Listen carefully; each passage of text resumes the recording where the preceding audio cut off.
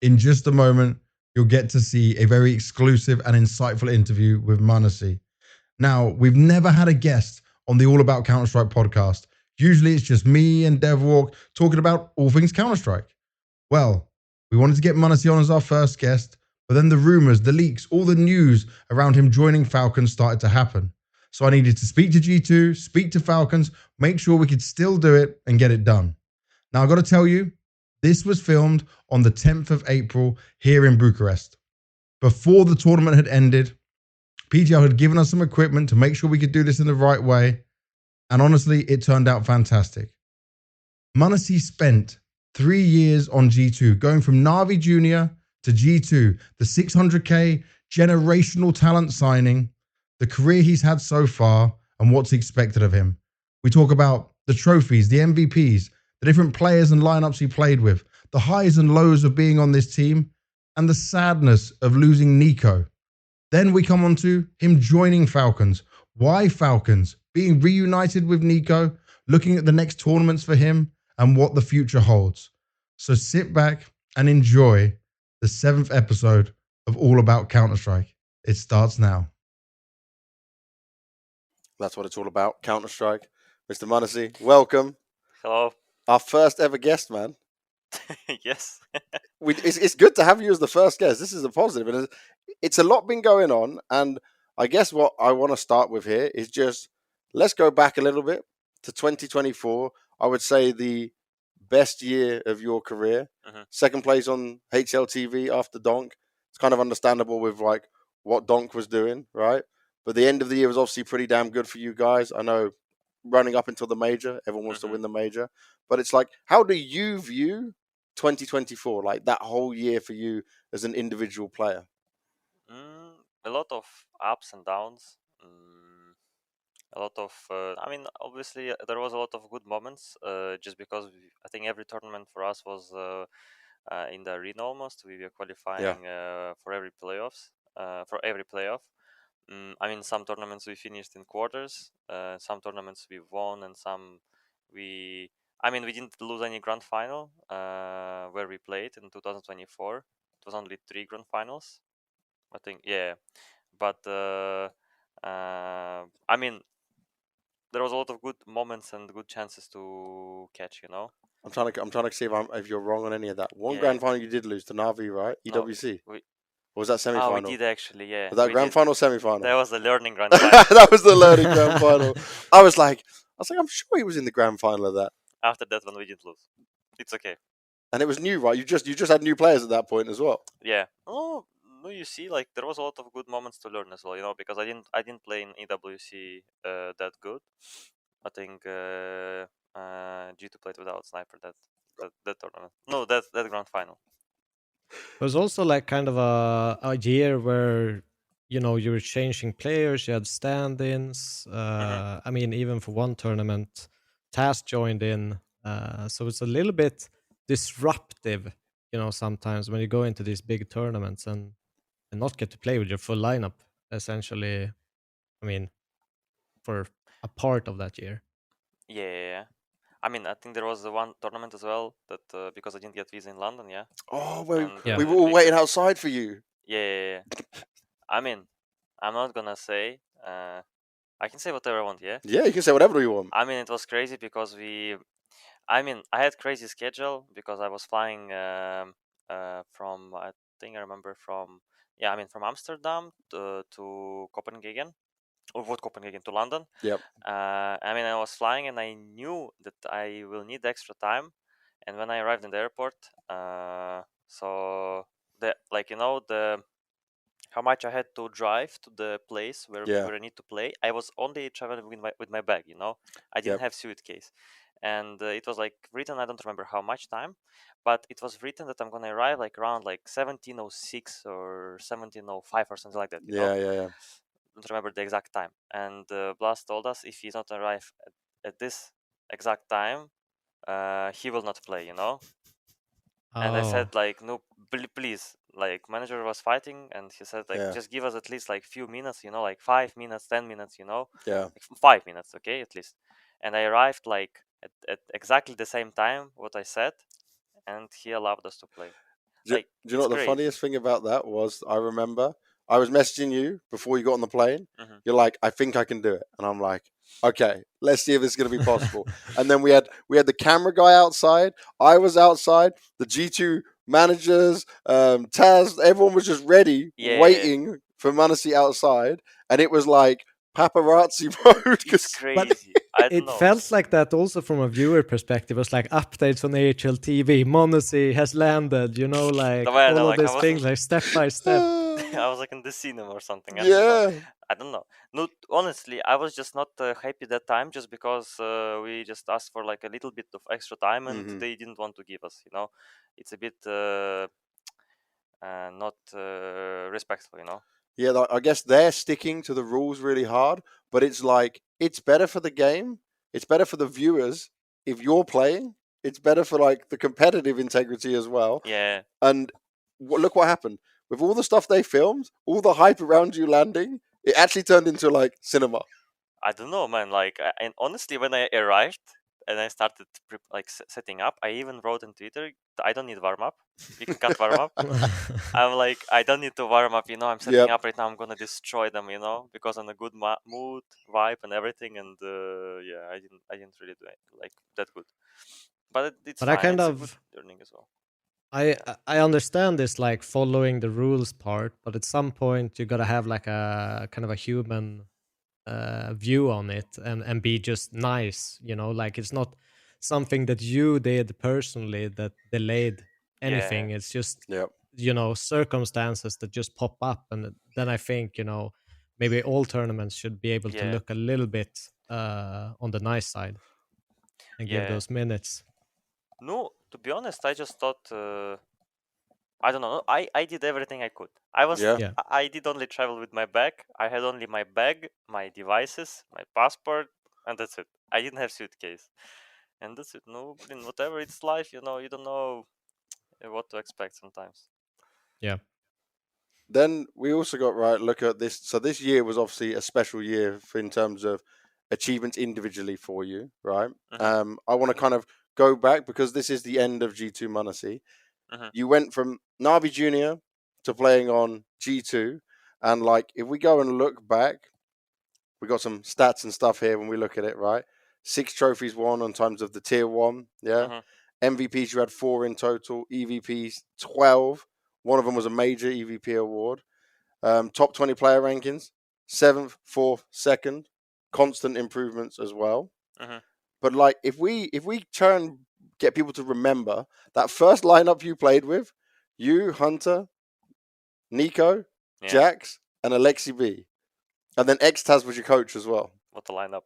That was like I remember we all now talk about you and Nico together, Mhm. but you and Jax at first like were the Yeah. really close ones, right? He Yeah. was he the perfect teammate for you to join as such a young player? Yeah. Can you explain that something like what he was able to do, what he was able to bring for you? Jax. Yeah. I think like mostly comfort. You know, comfort in the team, because you. Um, No, for me it was special one because I joined the team where I didn't know anyone. Yeah. No, literally nobody. Everyone was also older than me. Some of them, I don't know, could be my father maybe as well at some point, you know. And I don't know, Exas, what he's. I don't know. When I joined, he was what 30. I don't know, 36. I don't remember. You know, Mhm. double age than me. I mean, actually my father. You know, Yeah.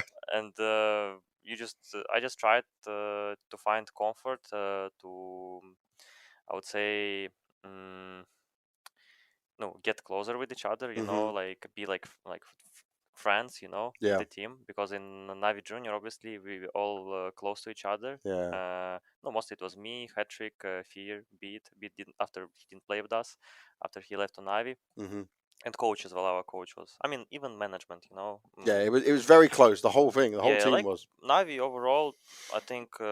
I mean, Navi overall very like nice, and they treat you like family, you know. Yeah. So everyone was like very close and good friends. But then I just tried to get closer to each other, and yeah. But my English was not very good that time, I would say. I mean, I could speak with people, but in the game I was also good. But maybe to talking on some different topics, about the life. Maybe it was Yeah. not that great, and Jackson English was also not great at that. Maybe that's why we were fitting each other, You're like, okay, we're the same. I don't know. No, I'm kidding, of course, but yeah, and I just tried to find comfort, in the team. Comfort, yeah. Yeah. But he's obviously kind of like a joker. He's a funny guy. He makes you relax. It's all about inclusion and Yeah. stuff like that. Yeah, I mean everyone in the team, and also including Jackie, was obviously trying to teach me as well in the game, like some stuff about like tier one, no, just sharing experience overall, and also Jackie was sharing life, not so sharing experience, not also about the game, but also about life, I don't know, because I was like kind of the guy who was grinding like behind PC, for example. Yeah. I could grind like, I don't know, like 15 hours per day, yeah, let's say, non-stop. For example, we have day off, I can sit and play CS non-stop. I could play like 10 games in a row and face it, and not getting tired from it, and for example, he could come and say like, sometimes you just maybe you can play like 4, for good quality, and just go do something outside of the game, Mm-hmm. I mean, quantity, like, it's very good sometimes to play a lot of games for resilience, yeah, but I mean, I think quality is much better sometimes than just playing like, I don't know, 7 games than 4, for example, good ones. Yeah. Quality over quantity on it, for sure. Yeah, but it comes with experience. Now Yeah. you understand it after, when Yeah. maybe you play professionally in the team. There's a difference. Yeah. I'm gonna stop for 1 second. By the way, Devil, it's my dog. No Eating problem. everything. Fucking Huh? No problem. What's happening? Dog. I think dog. Ah, Is okay. doing something. She's crazy. She is crazy. No, take this. Look, that's yours. Bro, she took fucking feta cheese. A whole box of feta cheese. All right, so what I want to do from here then is I want to look at you come into this team. Mm-hmm. Katowice being your first really big event. I remember when you joined for spring groups, right? That was obviously the hype around you. Spring groups was okay for you guys, but Katowice, second place for your first ever big stage, big arena. Mm-hmm. What's that moment like? How do you describe that? It was insane. No, you just know it, yeah. When you come on the to the tournament and you play on the big stage for the first time, I don't know. You don't know it, maybe. No, I know how to stand on a stage. I didn't know It's that kind time of as well. similar. Devilwalk knows everything you're saying. He Okay, understands. I didn't know that time as well. Okay. Yeah. I just came to play, and all of a sudden, the first game I play in front of the crowd, and I don't know. Sometimes I don't know. Some things were very, I don't know, weird for me. I was like stressed, on the stage, of course. Okay, so For you example, felt it first time, yeah. like we won with Alexi B clutch. I remember 2v5 to win the game, Yeah. to win the map on Mirage, and I didn't know I was with Alexi B. First of all, I didn't know we won. I'm looking at everyone is standing up, Yeah. and I just, okay, I'm gonna do as well. You're like, okay, it's my turn. Yeah, and Alexi started hugging me first, and I Yeah. started hugging Nikola first, and that's it, because I didn't know that I was even with him. You're like, oh, yeah, it's all happening. Yeah, I was just communicating in the game on English. Yeah. I swear. I mean, I didn't understand everything what was happening. I mean, it was just pretty hard, Like, it's just pressure, stress, obviously on the stage for the first time, but it was like very good pressure. It's not like bad Yeah. pressure where you kinda like, for example, read all the comments and like you expect like yourself, you want yourself to play better because people writing some shit, for example. Yeah. Like, I didn't care about that already. I remember I spoke to Extas Remy. He came to me in the room, and he told me like, don't try to put a lot of expectations on yourself. Play your game, play simple, and everything will be good. Because And I think, yeah, sorry. yeah, and I just walked in on that stage, and the pressure was very good. You just take all the energy from the crowd. That's the same words I use. Yeah, all the energy from the crowd. Mhm. You try to balance it, and like, you just see all the people came in there in to support you or enemy team, but it doesn't matter. In the end, they just I mean, they're just happy to be also in the arena to watch this game, Yeah. and you're happy that they came, so it's very good. But it's also like one of the a special event probably for you as well in terms of what you mentioned. Like there was people, okay, this kid went for an expensive sum of money to G2, didn't have that experience on tier one. And I think like everyone shut up after that event, like everyone. I don't think you had a single doubter left, coming in after that event and, proving your worth so early on. Mm-hmm. I mean, when I came to play, so like when I came and I played my first games in Katowice, I didn't feel great.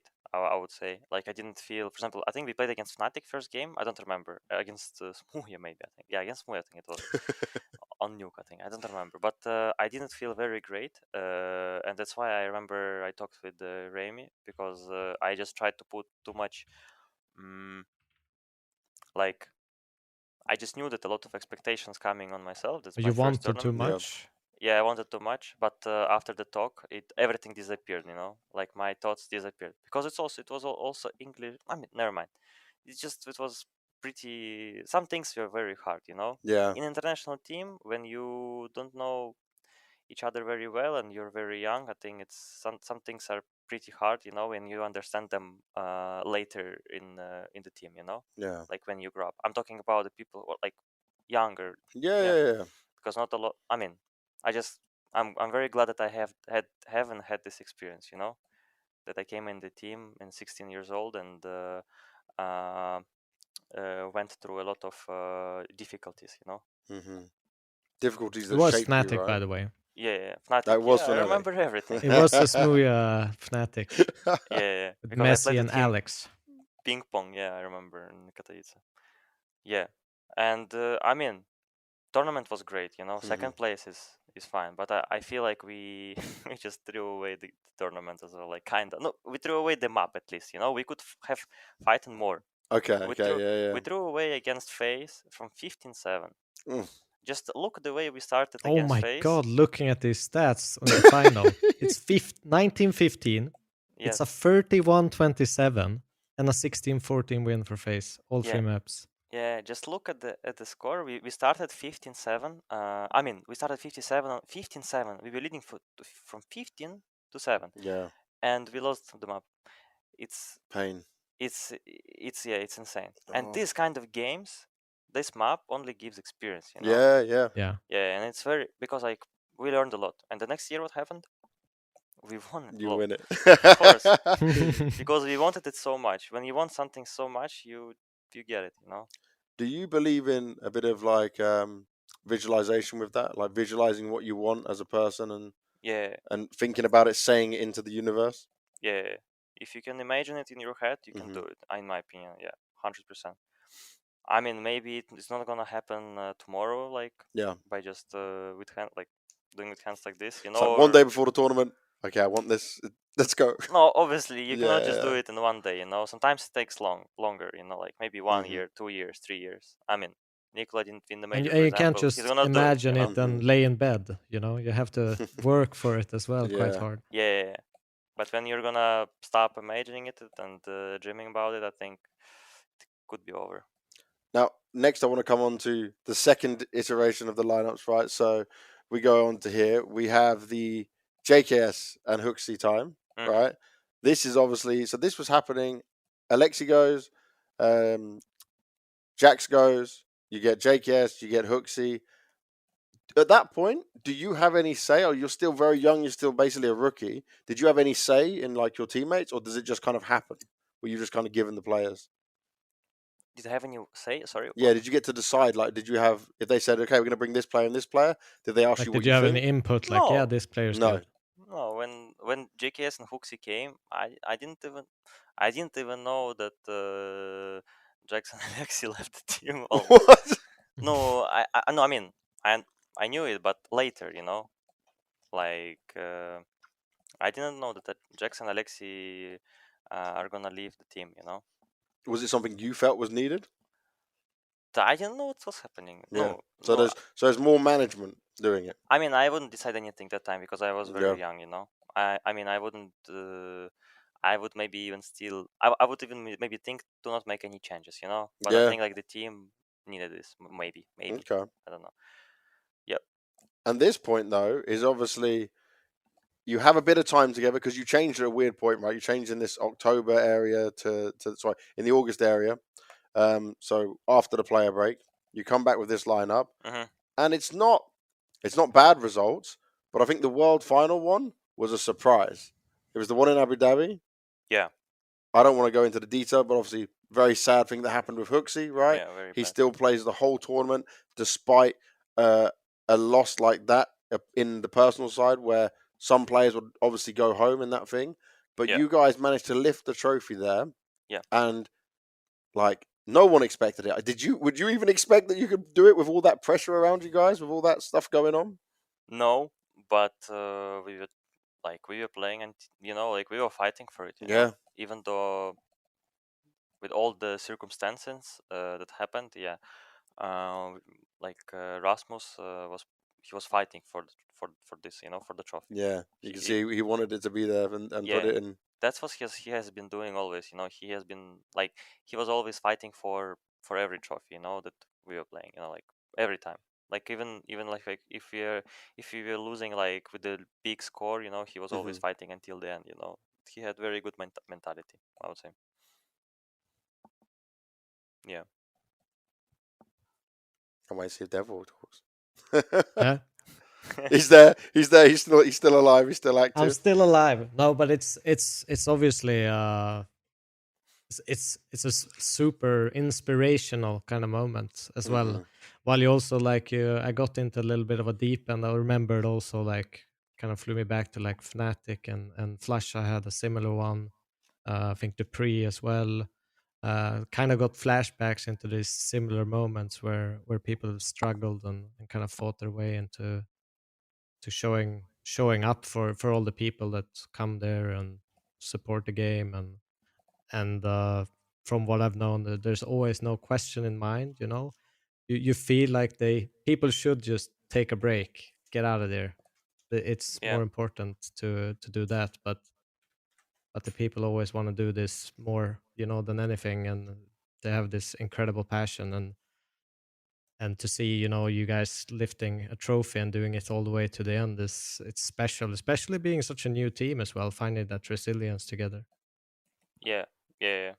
And that was your first MVP. I was trying to see if it was this one where Yeah. we had the photo from. Yes. But yeah, I remember. And your family were there as well, right? This one. Yes. Yeah, that was that. So that's what's crazy. That's crazy. That's what's such a good moment for you, is because if I'm right, it's when I first met your mum and dad, but obviously I met your brother before, Mm-hmm. and then everyone was there. Was his wife there at that time as well? Yes. Yeah. Yes. So it was full family. You lift the trophy and you get the MVP. It Was was it the first crazy. time your Yeah. family was at an Mhm. event as well? Yeah. Damn. Yeah. Yeah. I mean, yes. I mean, it was. I mean, they could only. I would say it was pretty hard for them to visit other countries Yeah. where we were playing, and I mean, Abu Dhabi for them was a very good choice to travel. And I mean, they traveled. I mean, arena was not that big, Yeah. not a lot of people, but they enjoyed. They saw me lifting the trophy, and I saw them being happy, and that's the most important. Could you see them when you lifted the trophy? Yes. Oh, nice. Oh. Perfect. Yeah, that was a nice moment. And then if we go throughout this, right, I'm going to touch on just both this part here when we get to Katowice. The Katowice win. Mhm. There's that picture of you on the floor, like reaching out to the trophy. Yeah. I remember we did that like long interview afterwards where we were going, like we're walking around on the stadium and I'm interviewing each of you. That Yeah. was where it seemed like, even though there was a player break between World Final and Katowice, Mhm. it didn't seem like you guys were affected at all. Did it feel like everything was clicking with this team? Would you call it maybe a honeymoon period still, or was this just this is working? Honeymoon period, because we had I mean, this lineup we had for a long time already, and I think, yeah, I mean, our honeymoon, like, I mean, we when JKS and Hooksy joined the team, yeah, we still be playing like not good, we were Yeah, very shaky. the first few months before Yeah. World Final. Yeah, and we kind of found our shape like in the on Blast World Final. I don't know how we won Blast World Final, but this win on this tournament was very good for us. Yeah. And the next bootcamp that we had, like now after we had like very long win streak, Yeah. with the games, and we were smashing everyone. And in Katowice, when we arrived in Katowice, like we could feel the vibe, that the atmosphere, that we can beat everyone. Like we didn't really care against who we were playing against. Like we just didn't care. We just knew that we were gonna win everyone. Yeah. And we qualified after the playoffs. And we just smashed everyone. I don't know. You just had like this. I mean, you could just understand. I don't know how to explain. No, The- but the I, fe- but the I feeling- know exactly what you're talking about, the- because the- there's the two feeling was times I've nice. had this feeling, and it's both times when we were doing the major with Fnatic. Instantly, just set on the foot on the event, and you just have this feeling like we could win this. Like you're not Yeah. thinking about anything else. You just feel it. Like it's not you don't go through math or anything. You just insta feeling we could win this. I think Yeah. we're gonna win this.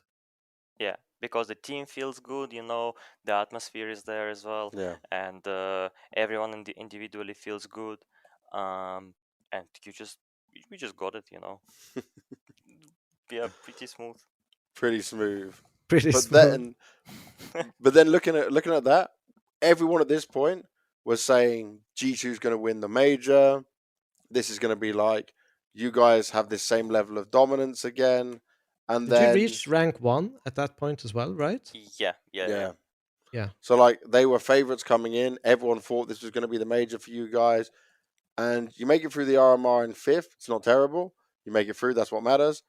But then you go out 12 to 14. Do you remember like just how painful that was for you guys? For you personally? When? Paris major. It's when you were expected to, like, everyone had you as favorites, I don't know. We just changed jersey before the major. I don't know why. We just changed jersey again to before the major, like from the Superstitious. Yes, Yeah. I believe in this because Okay. in 2024, before Chinese major, we Yeah. also changed jersey from Oh, our black no. ones to the white one. Okay, so So we need this to is tell management's Falcons. fault. Yeah, we need to tell management of Falcons no jersey changes before major. Yeah, Especially after a good run. Yeah. Yeah, well, of course. We won. Never mind. I'm not gonna talk about it. But You can talk about it if you want. we won Singapore, and after we changed jersey, we lost on major. Yeah, because you came out the white jerseys, right? Uh-huh. Yeah. We won Katowice, and after we played Blast Paris major in Katowice, we had one jersey, and we changed before Paris major. We lost.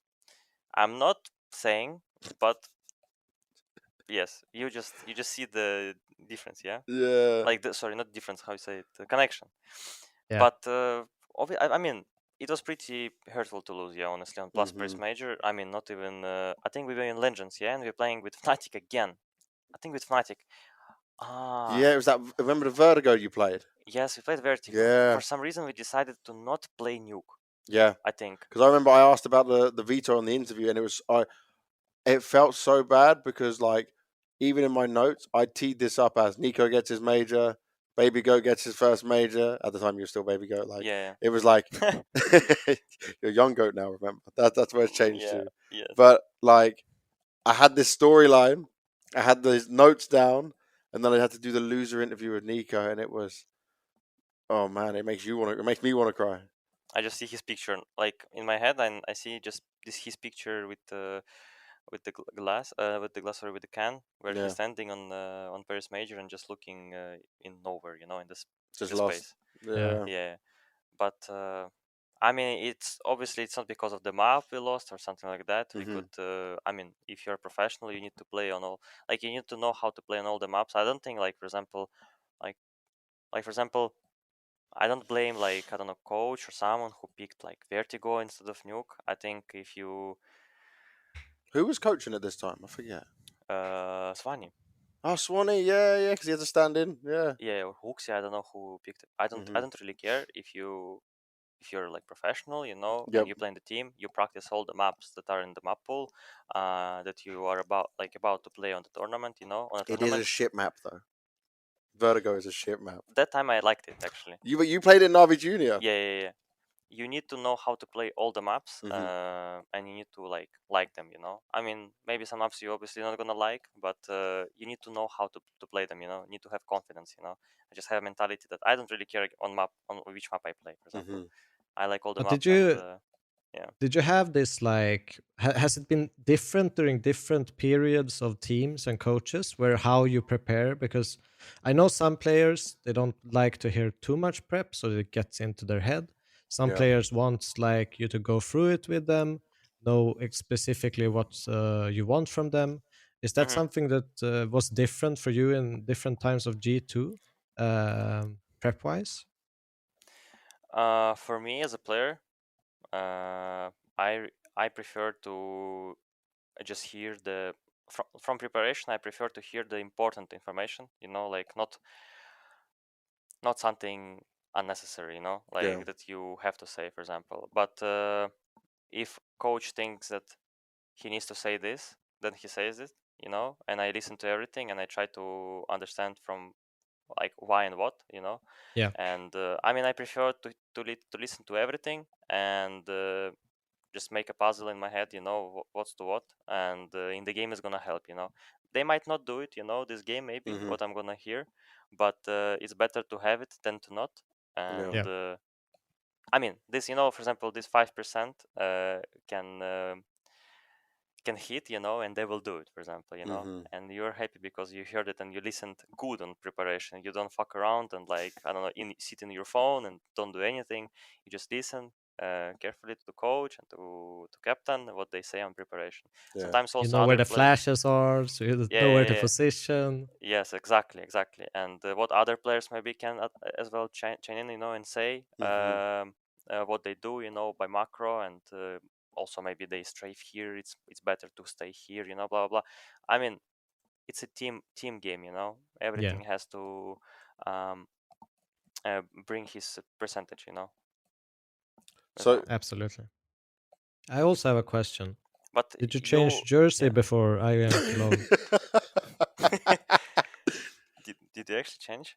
I think we I don't changed know. back. Yeah. You changed back because you had a bad run before IEM Cologne, right? So maybe you swapped back to your original jerseys. I think we swapped back actually. So it was like a major special jersey, right? That's what they often do. Anti-jinxed it. Teams actually do this a lot, right? They have like the major edition jersey, and it's just for the major, and then it's gone again. It's crazy. We changed back. Actually, yes, we did. I think we changed back, and we won after. So it's a perfect question. This is real. This is real. This is an actual thing. You see, yeah. You're making me believe in this now. Just look at it, For example, I how to say it? For example, I don't like to change knives as well. If I won with not one knife, like few games in a row, I'm gonna keep. I think no. I mean, I will try to keep playing with the same knife, until it gets boring. Yeah. How do you balance that? Like between being bored, but then the knife is good. Do you have a lucky knife? No, butterfly. Yeah, Butterfly. I play with butterfly ruby. Oh, nice. So what if you have a really long win streak, but you're bored of your knife? You don't change. I don't change. Yeah. Okay. Then you stay. Then you yes. You're good. On Blastfall Final, I played with the butterfly ruby and with the red gloves, and after that I didn't change until the major. Yeah. Until Chinese major. Yeah. Like you travel around the world and you play in one country, you play in another country, and for me, like for example, playing in, for example, playing IM Chengdu, let's just look at it, For example, how to say it?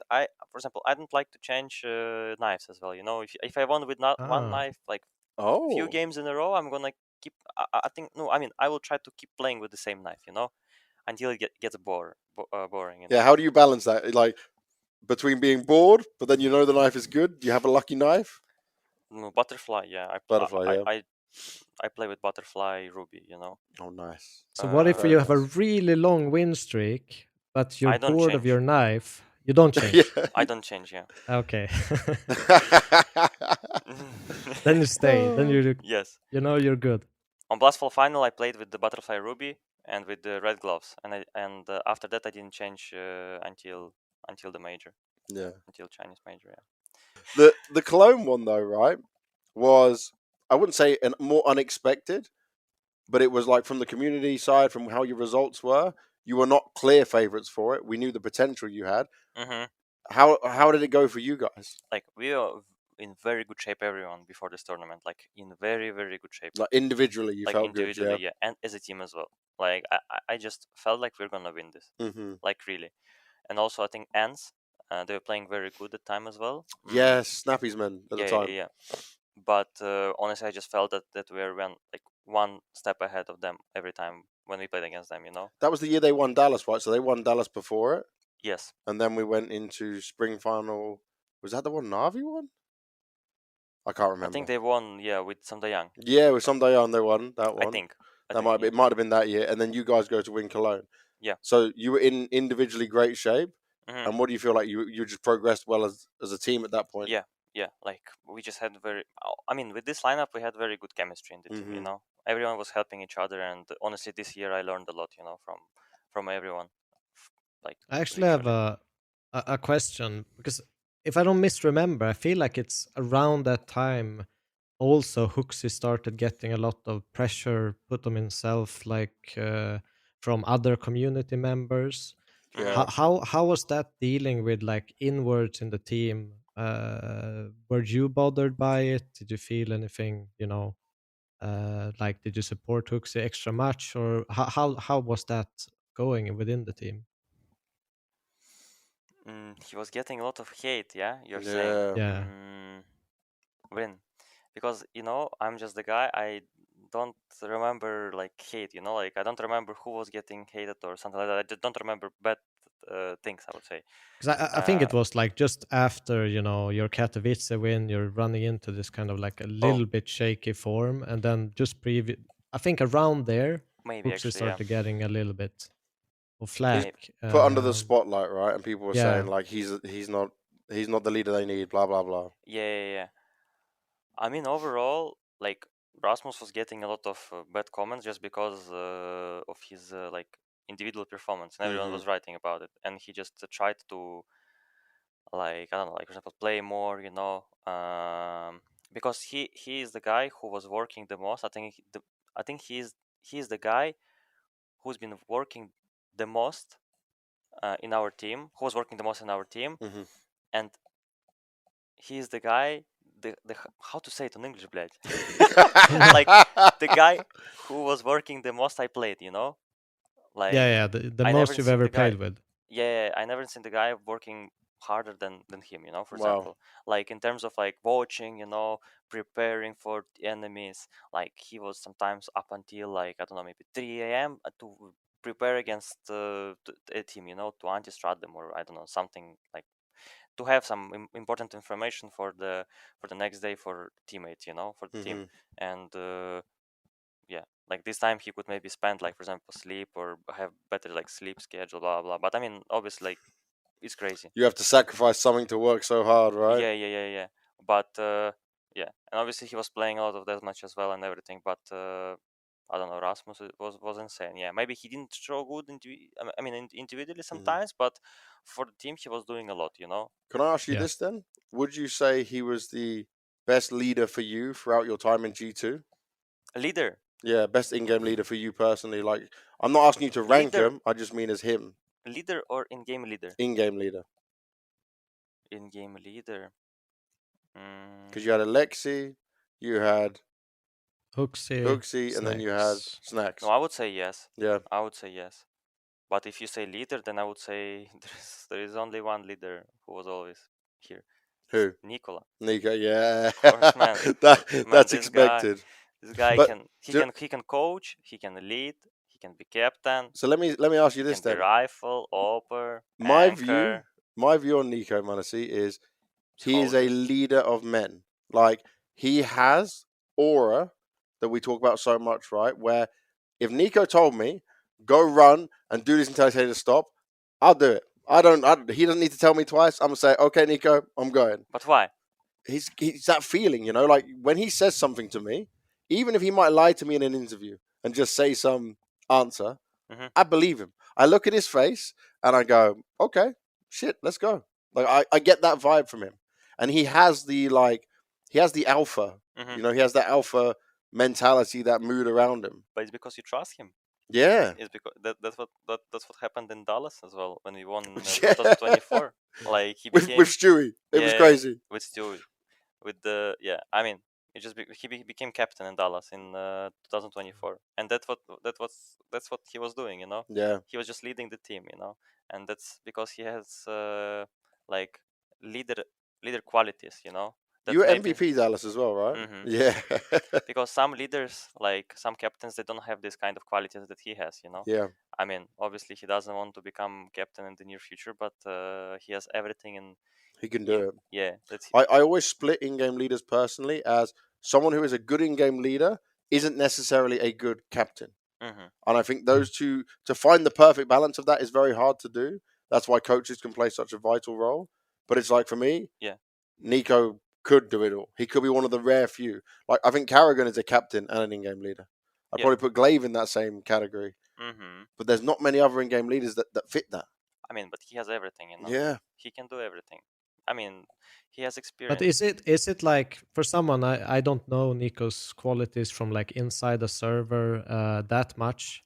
So is it that he is demanding of his teammates in like not a bad way, but like everyone just wants to do more, or it gets their head down and does everything they need to do, and there's no I don't know what to say, like we say it in Sweden, lattjo lajban, which is basically like you joke around and you do a little bit half-ass everything, No, you enjoy playing with him because he Yeah. knows everything, and he knows how to react on some certain stuff in the game. He's been consistently insane for his whole career as well Yeah. as a Yeah. rifle, and I mean, for me, consistency is always the key. I mean, you Mhm. can be number one, and at 1 year you can be number one. I don't know, next year, but in after you will disappear, you know. But he has been Mhm. in top 20 players for like how many years, and he's still here, and he's still looking to It's win. like since 2013, Of 2014, course, off memory. It's just, yeah. yeah, he's the like very very insane player, you know, and not only player but also a person. And I mean, Yeah. he has, as I said, everything to be captain, and some captains doesn't have what he has, I would say. And I mean, it's so life, you know, Berlin. Sometimes you don't have what you need, you know. I don't know how to explain. No, you've given a good explanation, and it's very impressive what he can do, and how much you rate him, but also how other players who have not even played with him Yeah, would rate him so highly, right? It's yeah, that's like, Yeah. I've never played with him. I'm just doing it based on what I see, because obviously I get a privileged position at the events where I can stand behind you guys, I can see you yeah, guys, I see a lot, right, yeah. from a different viewpoint, and Mhm. I think that's what's very impressive is like when I listen to his comms, and we can see him get frustrated, we can see him get tilted, but I never see it in a negative way towards his teammates. I just see it in a way of like reinforcement of how much he wants to win. But usually, like, he gets angry or he gets a bit of tilted. It's because, for example, it's not towards his teammates Yeah, or that's what I something like think. that. It's because, for example, like he fucked up somewhere, you know, like he didn't pick on good timing, or like I don't know, they caught him off guard and he died, and that's where he was getting angry. I mean, at least where when we played together in the team, you Yeah. know, Yeah, that's mostly where he was getting tilted, you know, angry. But most of the things, and most of the things where what he didn't like, we were saying after the game, not during the game, you know. I perfect. think it's the most important in a professional team, where you don't um show your emotions towards teammates Hmm. during the game, you know.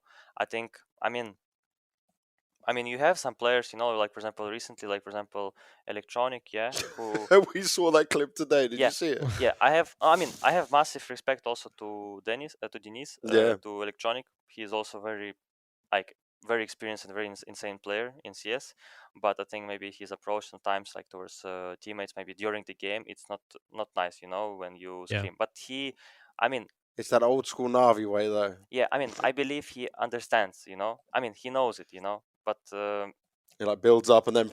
yeah, of course, of course. But you know, some mistakes, for example, what players are doing, like teammates, maybe he cannot hold to not say it, you know. Yeah, Like he needs to say it. He needs to get it out so he can go on with the next bit. Yeah, I mean, that's sometimes you're gonna get into those situations when you're playing Counter-Strike. You don't have always the time to be nice and say things in a nice way. Sometimes you just gotta be harsh, say what you need. And most people, especially if you've played with each other for a while, you don't take offense to that. You just kind of snap into it and, oh yeah, sorry, my bad, let's go. And you forget about it a second later. It always looks way worse when you're looking at like a replay of a camera in a team than it actually is like when you're playing together. I want to make sure we move forward through the G2 stuff because I still want to touch on the Falcons things, and m0NESY's time is very valuable on this as well. So if we come, we'll Copenhagen Major, 3rd to 4th. Obviously, Na'Vi going to win it. It's the first in CS2. Let me just ask you this. How did you feel at the whole beginning part of CS2 as an AWPer, as a player who was obviously one of the very best in CSGO, and then you're moving to this new game? Like, was it easy for you because you're younger and you play so much that you want to adjust? By the way, he's smiling because the dog's jumping up on him and like... Yes. I just took it as a challenge, I wanted to become better. Not only in CS2, but obviously in CSGO. And in CS2, just my path and my goals continued. I still wanted to become better, and CS2 just gave me more opportunity because it's the new game, and I mean, was it exciting? Of course, yeah. I mean, you just know it's the new game, and I said to myself, I mean, I just wanted to learn and become better than anyone else as well, faster. I mean, in the way that you wanted to become faster than someone else, will find out how to play better in this game. In CS2. So how was the like transition a little bit? Because I know AWPing for some AWPers was really difficult at the start of CS2. Like it felt so different. Yeah. How much did it take you to kind of adjust? Did you have to think about that a lot as you approached it, or? Not really. Not really. I didn't have. I didn't really struggle a lot at the beginning. Obviously, I had a lot of struggles, when people were white picking. But when I understood that white pick advantage now exists in the game, and you can just white pick and kill everyone, you just needed to adapt to it, with up. And maybe some players, couldn't adapt somehow. I obviously don't want to say, but I just think it's a bit of excuse that I cannot show it with op in this game. It's impossible, Yeah. You just need to adapt and somehow find a way that you can op, because it's still strong. It kills with one bullet. What the fuck? It still does the same. Yeah, man. It kills. As a with one rifler, we all hate the AWPers. Yeah. If you want to counter white pick advantage, you need to have op. You just at the moment in the game, you cannot stand and hold. I play Faceit, for example, and I see people, they stand and they hold, and they're just getting insta-deleted when the guy is swinging on them. On him, sorry. And it's insane because at the moment you cannot stand and just hold, You need to be always in the moment. After hop, counter-strike, and you kill, But with hop, you can make it easier, But before, at the beginning of CS2, I think it was just an excuse for all the hoppers. They just needed to adapt, and that's it. Take their time with it. Mm-hmm. And then, so this point, right? You've got Nexa. To the community, this was the weirdest decision ever. At this point in your career, we're talking about 2023 to 2024. Did you have more of a say in who would come into the team, or was this just one that was pushed upon you? I didn't know Nexa was coming as well. Oh man! No, he just honestly goes to the next tournament, sits by the PC. It's a new face. Sup, dude? Yeah, but it's also, understandable, from my perspective, because in 2023, in the end of the year, I also wanted to leave the team. Oh, really? Yeah, because there was a team building up the roster in Cloud9. Wait, this was that moment in, if I'm right, it was when you told me your dream team. Yeah. And he basically listed all the ex-Na'Vi players would have been your dream team, Yes. but bit, right? So there was actually a chance you could have gone to Cloud9.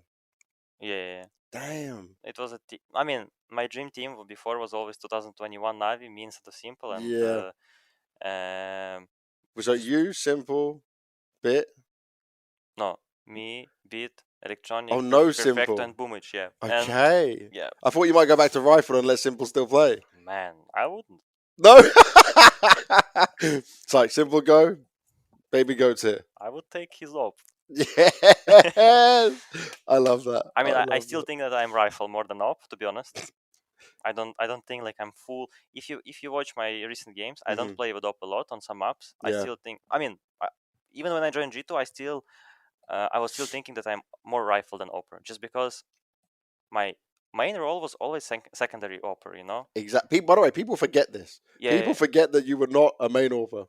And I was playing with rifle. I was always practicing rifle, mechanic, and everything. And but I just think that if you want, again, I mean, for me, important to know how to play with every gun in the game, you know. Yeah. So you can make a difference with every gun, not only with your signature gun, like op, for example.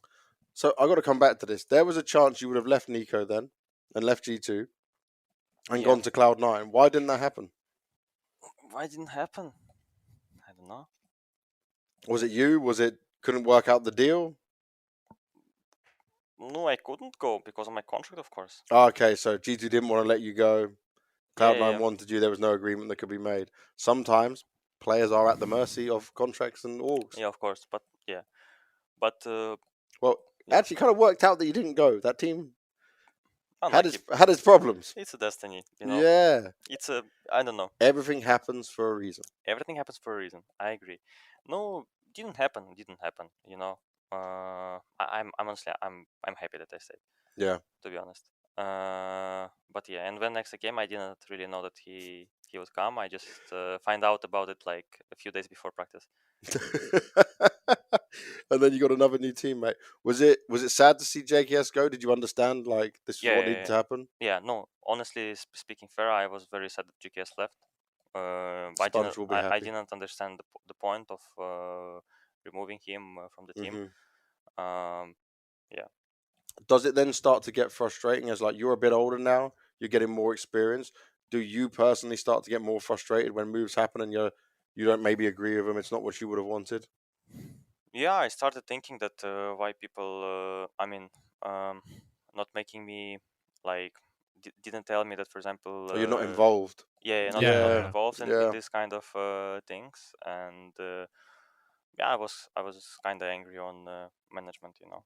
Yeah. And but also this kind of things makes me feel more angry, but makes me feel, how to say it, I want to play even more and destroy everyone, you know. You take the anger into the game and just take the game and just push it, you know. More energy into you and then fight. Yes.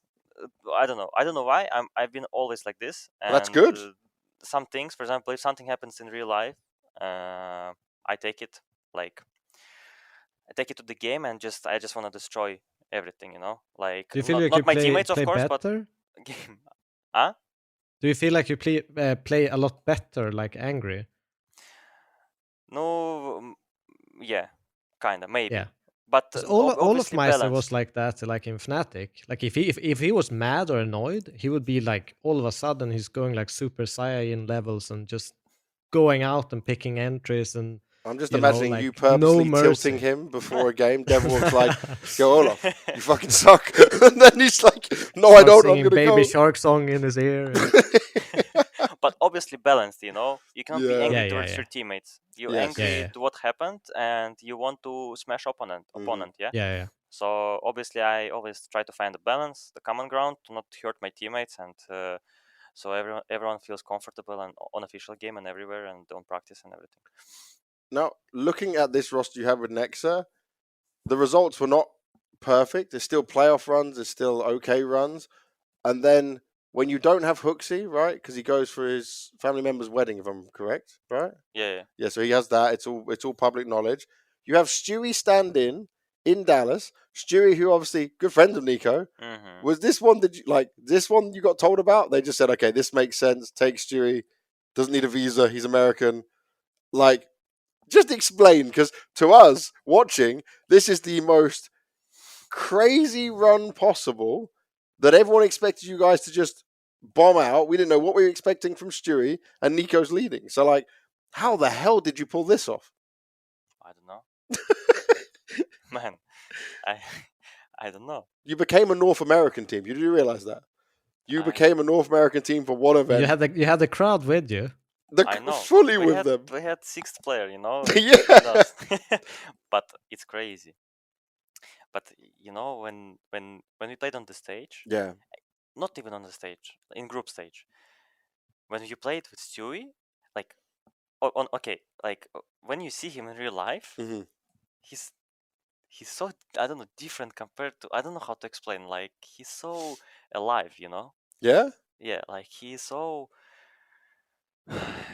he's so good. I don't know how to explain. Like, You talking about good outside of the game? outside of the game, inside of the game, Yeah. like his personality, and like he's so funny, and he's so nice at Because the for same me, time. he's super chill. Like how I know Stewie, Chill. very chill, always like quite relaxed about things. I was enjoying spending time with him. I can just say that. Yeah. I was enjoying spending every second with him. And do you know what? In the interviews he was doing with me, he's like, "Yeah, I'm just watching m0NESY sometimes." And he's like, "I can't believe it." Like, because if you think in his career, the AWPers he had were not like natural AWPers; they were not like crazy. And then he gets you as his teammate, and on the interview, he's like, "Yeah, I've got Nico, but like, there's also m0NESY, and he's just hitting these shots, and I don't even understand it." I mean, he's super chill. Yeah, I mean, but he's so nice in real life, really. So the vibes He's must so have been good, man. insanely good. Yeah. Yeah, like he's insane. And obviously, like when you, also talking about playoffs, let's Mhm. skip group stage. Yeah, Yeah. we're not saying about group stage the way that he won us so many impactful rounds. I don't know why people didn't notice it. I remember after the tournament, The like, people were just kind of critical, like, "Oh, he missed this. He didn't do this. His stat was not good here." yeah. But Typical stat people. he won us so many impactful rounds. If you just check the games, Mhm. he won us so many impactful rounds against Mouse when we played in group stage, against whatever team we played. So many, and they were so important every time. Maybe he didn't drop a lot of, like, he didn't do a lot of how to say it, like a lot of kills, maybe, or like statistic was not good, as people were saying. Yeah, Yeah. who gives a fuck? You know, If you're winning the maps, it doesn't matter. yes, he did a lot of impact, you know. That's the most important. And he won us so many rounds. And coming to playoffs, what I wanted to say, you walk in the arena, on the stage, and you just feel, you walk and you feel like a god, you know. You're like, Like, this feels good. man, like you walk with Stewie and you're walking on the stage and you feel like you're walking with a god, and like a god, you know. Yeah. Like, everyone is cheering for you. 99% of people in the arena is cheering for you, and maybe only one, like we were playing against Vitality in grand final. Yeah. 99% cheering for us, and like there is only Vitality staff.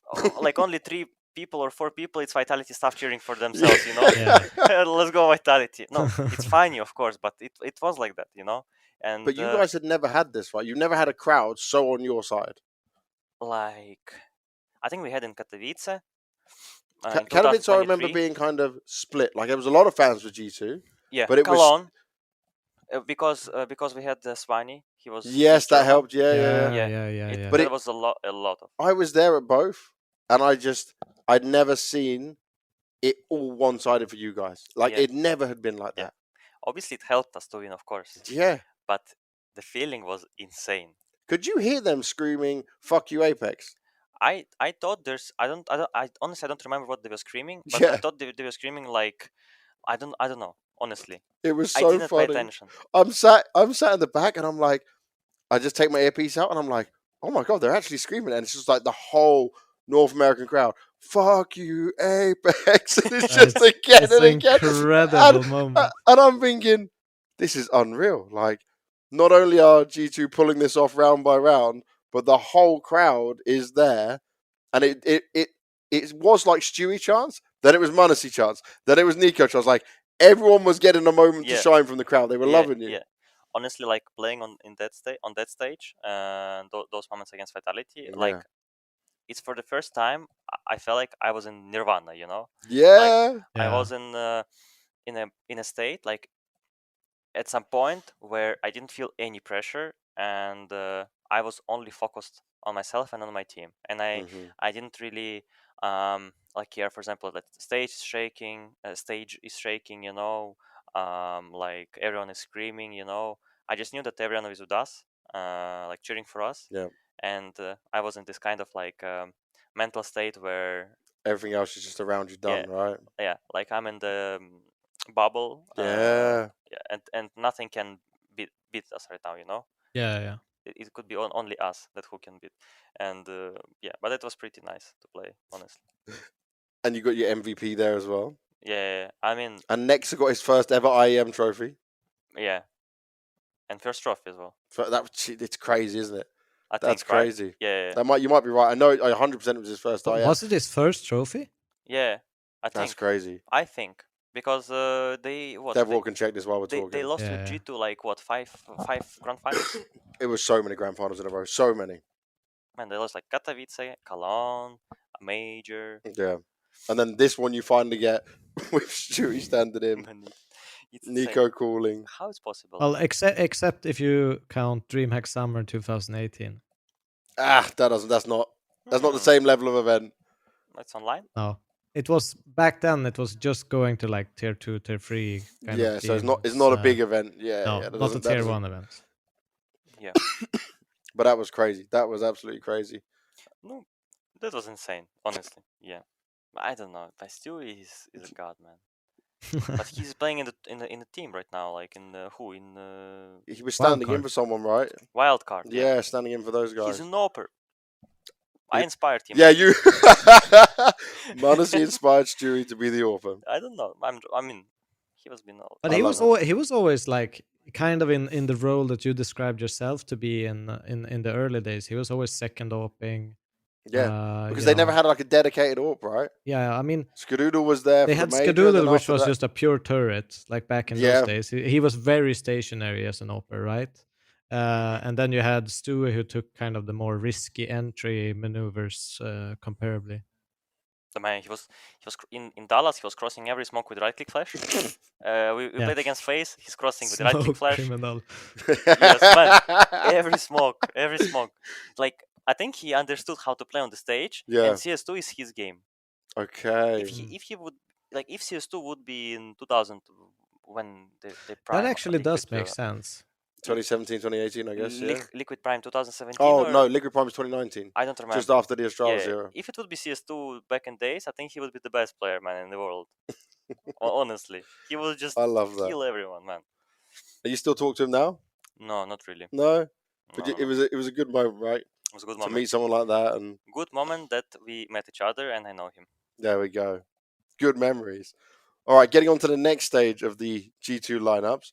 We then come to July 2024 to December 15th, 2024. Nico, Hunter, m0NESY, Malb, Snacks, which is what it still is now. So even that, right? It's still up until currently with this. Well, Heavy Gold changed. Oh yeah, Heavy God changes. Yeah, true. When we lose Nico, so we lose Nico at the beginning of this year. Thank you, Devil, for reminding me. No I'm still worries. sat Good in that. reminder. This is why he's here. Keep me up on it.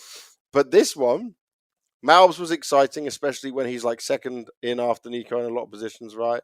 Mhm. Snacks comes in as a IGL, obviously his background with Taz comes into it. Was this a move they told you more about or not? Yeah. Okay, so this one you're I involved finally got the news. m0NESY signed off on I this don't know, one. maybe because I started playing better in this year, Yeah, they were like, okay, let's ask him now. I don't know. So did they told you what was happening and they got your opinion? Yeah, I knew. Yeah, I was involved, of course. But for example, I'm also like a person. I don't like changes, in the team. Yeah, you want to because you want to keep a stability, right? Yeah, I would rather have like consistency, stability in the Mhm. team where everyone likes each other and you go through difficulties with each other and you grow up as a team. Yeah, I would rather maybe I don't know So not do you feel like change anyone, Do you feel like if you just look at the G2 overall, that you guys have made too many changes to find that consistency? What was the question? Sorry, I didn't. So, like, if we look back, now to Uh-huh. when you joined G2, do you feel like you've made too many changes as a team during this period that you've been there?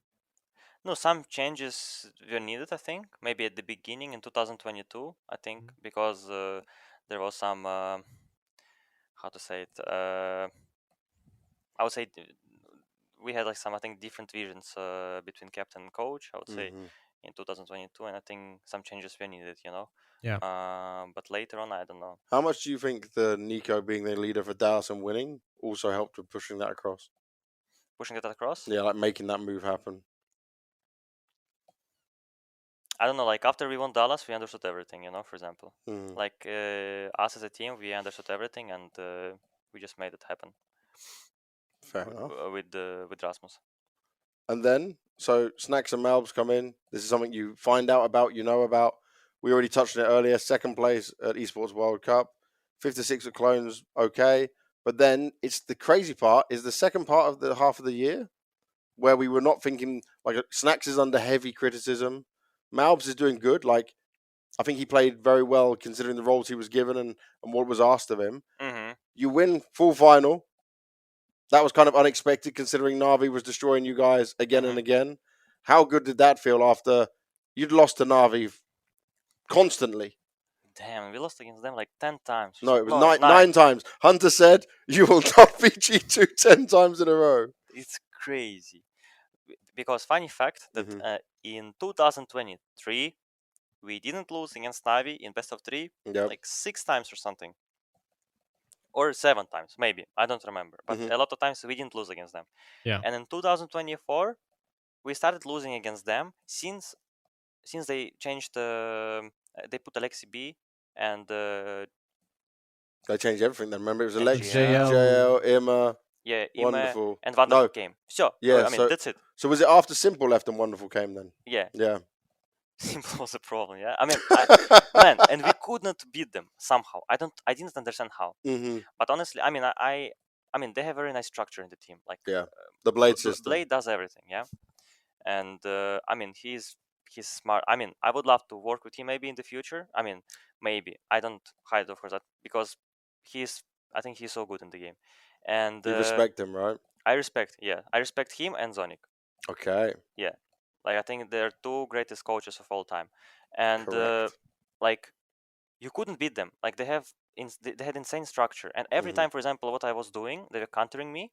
Oh, so you felt countered?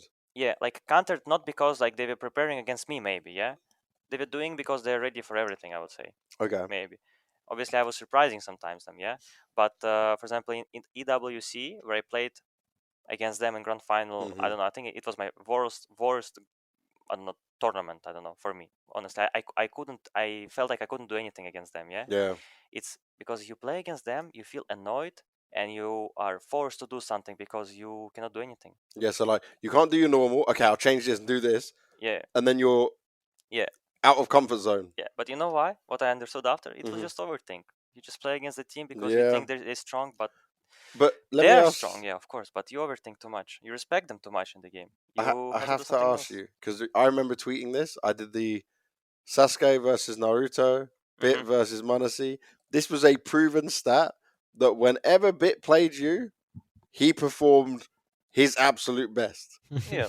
Like, this was crazy, because your friends, very good friends outside the server, ex-teammates, but Bit would always be above his normal level playing you. Yeah, I also like to play against Na'Vi. Every time I play against them, I feel good, for example. Yeah. And it's a good rivalry. It's like a healthy rivalry. Yeah. What I can do? No, I mean, Valera is insane, Yeah. He can beat, but what was the question? I forgot. I mean, playing against Na'Vi, and for me, it was always like El Clasico match, like G2 against Na'Vi. It's been always the same. Yeah, but Valera was always destroying us sometimes in 2024. And then you win full finals. You finally beat him. The curse is broken. Rio was crazy, but obviously it was understood that like you went from the highs of winning an event like that. You came into Rio, and you guys weren't ready, right? It didn't feel like you were ready. No, I think we arrived not prepared. Yeah, it wasn't the same team. Then we go to World Finals in Singapore.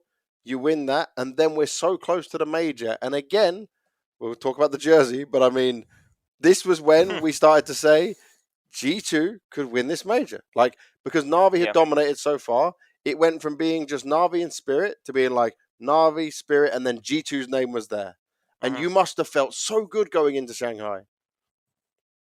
Yeah. But they made you change jersey and it all went wrong. He had a Yeah, bad feeling why? from the start when he took on the jersey. Like when we played in Singapore, I Mhm. just felt that like we were unbeatable, you know, in Singapore. Yeah. Like maybe not in group stage, but in playoffs, the level that we showed after beating Liquid from 0-13, we came back on the second map and on the third map, and we showed like very good resilience. I just thought that we could win the tournament. We won the Yeah. tournament, and after the tournament, I felt like we can win the major as well, you know. And it's when you got back-to-back MVPs as Yeah, well. yeah. But there is only one thing that I forgot to mention before when we were speaking before about tournaments. Mhm. Yeah. Like in our team, I mean in G2, we had like I would say no structure, and Ah. like every time, for example, when you couldn't pop off very good individually, Yeah. there was no structure, and we were losing against the team who will, for example, like Navi, yeah. Mhm. If you couldn't play good individually against them, and against them individually, sometimes you cannot play very well because um, they have a lot of like settings and Mhm. they have a very nice system, yeah. You need to play together good as a team and make good decisions, you know. But you didn't have that. Yeah, that's where Nico, for example, was that's where Nico was very strong, you know. Mhm. He could like call mid rounds on CT, but on T side we had no structure and we could have just played like very freestylish way, you know. Mhm. And I think on major that what happened, I didn't play good individually like at all in the whole major. You were remember we were talking. You were like off your game mentally as Yeah, well. like Mentally, you were not the same Ilya that I'm used to speaking to. yeah, like I don't really know what happened, but I mean, I didn't really felt also like confident, you know. For example, for some reason, I was overthinking a lot during this tournament, during major, and We were talking about desks and everything, and you never yeah, normally. When I talk to you, man, it's crazy. normally he can sit down. When I talk to this guy, he can sit down. He's happy. PC is good. He does his stuff and he's fine. Yeah, But this, you're talking to me about the chair, the desk, the like everything was getting in your head, which was I'm not used to seeing that from you. And like you're my friend. like man, like for example, chair was different, Yeah. table was different, monitor was different compared to all Other tournaments. tournament organizers that were providing tournaments, throughout the Because normally whole it's years. always just Zowie, and it wasn't this event either. Yeah. And I just couldn't find myself for some reason, and everything was in my head, and I was overthinking a lot, and it just hit my level of CS, you know. Yeah, everything. Yeah, and thanks God that we qualified. Thanks my team that we qualified for playoffs in the arena. They made it happen. I was not there, I think, uh, before the playoffs, and in playoffs I just did my best, but I still couldn't find my game. Yeah. But do you And think I think also going back to like the structure part, Mhm. that if you are not hot, you don't really know where to place yourself in the game? Is that how you felt, or? No, Since I'm just talking. I assume like when it's no structure, it's very entry dependent. It's very much about the individual decision making in the defaults, like flashing, trying to get a pick, and then making a decision once you get to that point. I mean, yeah, like structure. I think it's pretty hard to build. I mean, you know how. I mean, you should. I think you need to know how to do it, and not a lot of teams they have structure. I think Navi has the best structure. I think in all of the teams, and they're very consistent. For example, and that's what Play does. Yeah, Yeah. Yeah. and I mean, in our team, I mean, we didn't have it, and I mean, it was some point I even like pushed that we need to play more like structured way because sometimes we were dying like without a reason. We were playing very individually, you know. I mean, you don't want to have 5 individuals in the team; you want to have a team, yeah. Yeah. Yeah. And at some point, like sometimes, for example, in our team, we could just like overpick, you know. For example, I mean, it's all obviously individual decisions, yeah. Yes. But in the Yeah. rounds, you need to know your role. For example, you need to uh, know when and why, and obviously no it's pretty hard to talk about it, you know. And we just didn't have it, and when nobody could play very good individually, we just could lose already, on T side, I would say. No, I understand the problem is like when you don't have the structure to fall back on, where you kind of trick the opponents or create all these patterns to make them rotate or shift movement on the map in a way that you recognize Yeah, and feel comfortable with, then it becomes really hard to just step into a line and duel another op, if you're not feeling it. yeah, And you're yeah, just gonna end up losing entry after entry after entry. And yeah, yeah, eventually you yeah. get to a point where you just want to gamble, and then everything just continues falling down. Yes, exactly, yeah. But yeah, that was our way how to play CS, and I mean, it was good. Tell me when you got to playoffs at the major for Shanghai. Hmm. It seemed like you guys were going to hit that kind of like dream run to the grand final. How you guys were so sad, but was it also that sadness we saw on the cameras because also you knew Nico was leaving as well? Was it like it all come together at the same time? Um, Actually, my family was also there. They were also there watching the Yes, game. I was giving your brother places to go from Yes, where I'd visited in yes, Shanghai. yes. And yeah, I was very sad just because, first of all, um, because Nico was leaving. Yeah, Second, we lost the match. Mm, and yeah, like I mean, you know, everyone started crying. For example, on the stage yeah, when we lost the match. But when we arrived in the hotel, I started just because I couldn't believe and I couldn't realize what happened, Yeah. and what will happen in a month, that the team will be without Nico, yeah. and And he'd been your consistent, him and Hunter, the whole way through. yes, and I couldn't believe, and in the hotel I just started. I had a lot of tears, in my eyes. Um, I was standing like for 10 seconds. Someone tried to hug me and everything, and I just went in my room after. Um, and I was like for next 3-4 hours, I was just crying, and that's it. Oh man. No man, it was so Yeah, I hurtful. can understand. I can feel you. Yeah, it was so hurtful. I spoke to Nico after and everything, and spoke to Yeah. teammates, and that's it. And Yes, that's then obviously like you kind of have this knowledge for a long time, but you kind of try to shape up. Let's focus on the tournament, and then you get that release after, right? Yeah, release. Yeah, so it all hit at once. Yeah. It's not nice. It's not comfortable. yeah. And then this is the thing. Nico leaves, right? And the whole conversation was people knew when your contract was up, people knew what was happening, and it was just okay, m0NESY is going to go with Nico as soon as he can Mm-hmm. to Falcons. Can I ask you, was that always the case? Or it wasn't like that wasn't always set in stone that was going to happen? That I go to Falcons? Yeah. No, it wasn't in the stone. Mhm. I mean, when Heavy God came in the team, I mean, first of all, when Nico left the team, uh, like for me, it was pretty hard to understand how you're gonna play on City side, I would say, Because he does because so much. yeah, because he was doing a lot. Like he was kind of babysitting us, maybe. like where to rotate, what decisions to do. Mhm. He had a lot of responsibilities, and it was pretty. Like I didn't know how we were gonna play, And when we started playing on practice, obviously we had a lot of struggles, yeah. Yeah. And the first tournament as well, we qualified for playoffs on Blast Bounty. We lost against Internal Fire, but there was a lot of room for improvement, yeah. Yeah. And there was actually a lot of room for improvement, in my opinion. And yeah, like I don't know. I mean, in It, in it in was pretty general, if you hard. look at like broadcast analyst desks, whatever, they consistently talk about like Malbs taking over, kind of that aggression part on the CT side, trying to get the place active.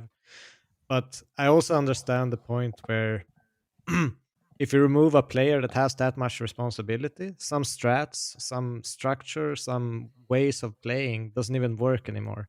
Like I've been a part of situations, you have key strats, you just love them, they all work. One player leaves, they don't work anymore. Like they're complete kaput. It doesn't feel like the same gears are in motion. You like that? Yeah.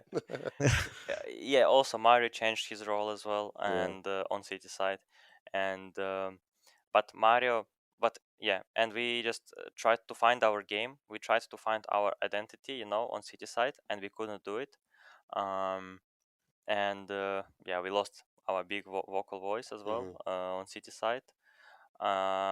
And everything was like kind of falling apart, but we just needed a lot of time, like really a lot of time, because some games we were playing against, like let's say for example against Navi, we were losing kind of mentally already before the game, because we were thinking they are better than us, and you're taking duel against them, like in the game you were taking duel, you're dead before. Yeah. You're taking duel, you're not winning. You're not thinking that you're gonna win. I mean, you need to always have mentality that you think you're gonna win. Like you want to win. Yeah. We are born to win. Like a Navi. I was born in Navi. I'm Yeah. born to win. It's the slogan. Yes, Green Samurai, born to win.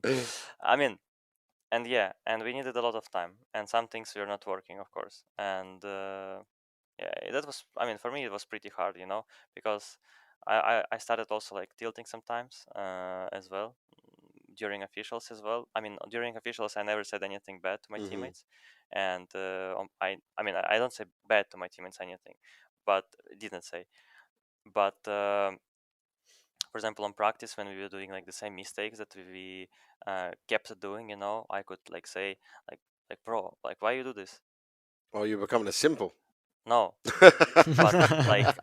but like I just couldn't understand, because like we kept discussing the same things, and it wasn't changing, it wasn't no, improving. for example, yeah, I mean I was fucking up a lot as well, Yeah. but because of that, and because we were, for example, we couldn't find our game, I was also tilting, and because we were doing mistakes I was tilting as well. I guess you've taken such a step down as well, right? As a whole, there's a lot that's happened. Yeah, a lot of change for the whole team. This yeah. was Nico. It wasn't just removing Nico.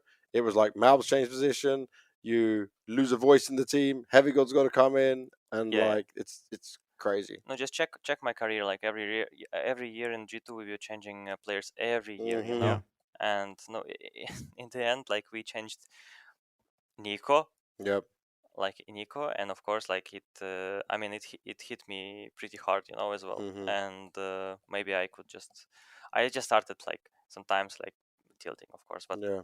it's normal. It's understandable, especially like when you're as good as you are a generational talent, right? You are a player that doesn't come along that often in our game. Everyone's hyped about you.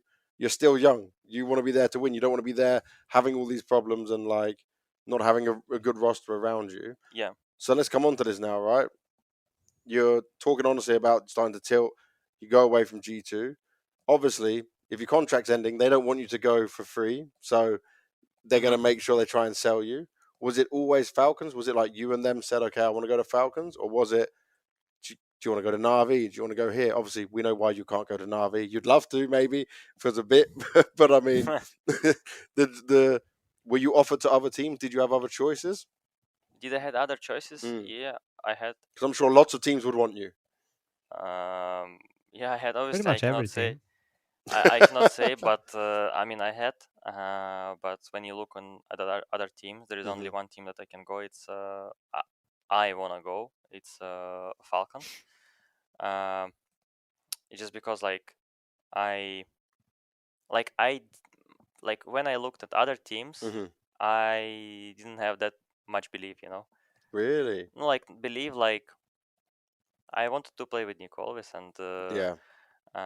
I believe that we can win a lot of tournaments and a lot of trophies with him together, and finally we'll get him a major, And you a major. I mean, I'm fine for now. Yeah, but I mean, Yeah, I mean, they go hand in hand. You're together now again. but I mean different things that major will come when you deserve it, and all the other tournaments as well. They will come when you deserve it. But just you have to still stay consistent. You need to believe, and you need to work on yourself and work together as a team, not only by yourself sitting alone and doing something, but obviously you need to build a good fundament in the team where everyone feels comfortable and everything. And like the time will show, when everything will collect in one Come together. piece, come together. Yeah. So I mean, obviously, I don't know what. I mean, I don't know what life. I don't know what to expect, but obviously I'm ready to win. But you must have spoken to Nico a bit about it, right? Before, like to understand what's going to happen, what you're Mm-hmm. going to do, and obviously Nico's a big factor of why you're coming to Falcons, right? Mm-hmm. So Yes. but also you mentioned just earlier in the podcast, you said the two greatest coaches of all time, Blade Yes. and Zonic. Yes. So you get in Zonic as well. Yes. Of course. So Of course. is that super exciting for you as well Of to have, course. because you've never had a coach like this, Of never. course. Yeah. When I was an Ivy junior in academy, Mhm. when I had an interview, I said it. I would like to work with Zonic.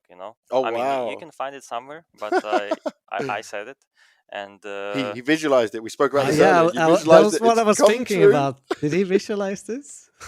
I remember one thing actually from Navy Junior. Mhm. I had interview with one YouTuber, Shock, and I know, shock. Yeah. yes, and he got me some questions like, "Where do you see yourself in 5 years?" Yeah, Mhm. it was in 2021, and I said, "I see myself playing in the team, maybe international team, blah blah blah." Um, and I remember Navy management got mad on me because I said it. Yeah, because they're like, no, you're They're like, staying with us. no. We're not international. Yeah, because you know what I mean. Yeah, Yeah, yeah, yeah, Yeah. but yeah, I just wanted to improve that time. yeah. I didn't really. Yeah, obviously, my dream was to go in main team always, and but it couldn't happen that time. But yeah, I said that I would like to play with Zonic, and right now I have an opportunity. Yeah. But for me, reuniting with the Nico was also important, very Mhm. important, because I feel like we understand each other very well. Of course. We in the game as well, and I mean everywhere, and we're very close in real life. Just because the amount of time we spend with each other, Yeah. the amount of time we spend on the server together. Maybe I'm not the guy who, for example, who watches a lot of Demas and like rewatching games as well. Mhm. I think for last like 3 years, I rewatched maybe like two demos by myself. Yeah. Yeah, I'm not that kind of a guy. Usually it was Nico who was coming to me and saying to me like, "Bro, you need to watch. Like, stop playing Face It. You're just a nerd. Bro, go watch demo, rewatch it, like what you did wrong here." Yeah. I was saying to him, yeah, I will do it, and I didn't do it. And he was doing it for me sometimes.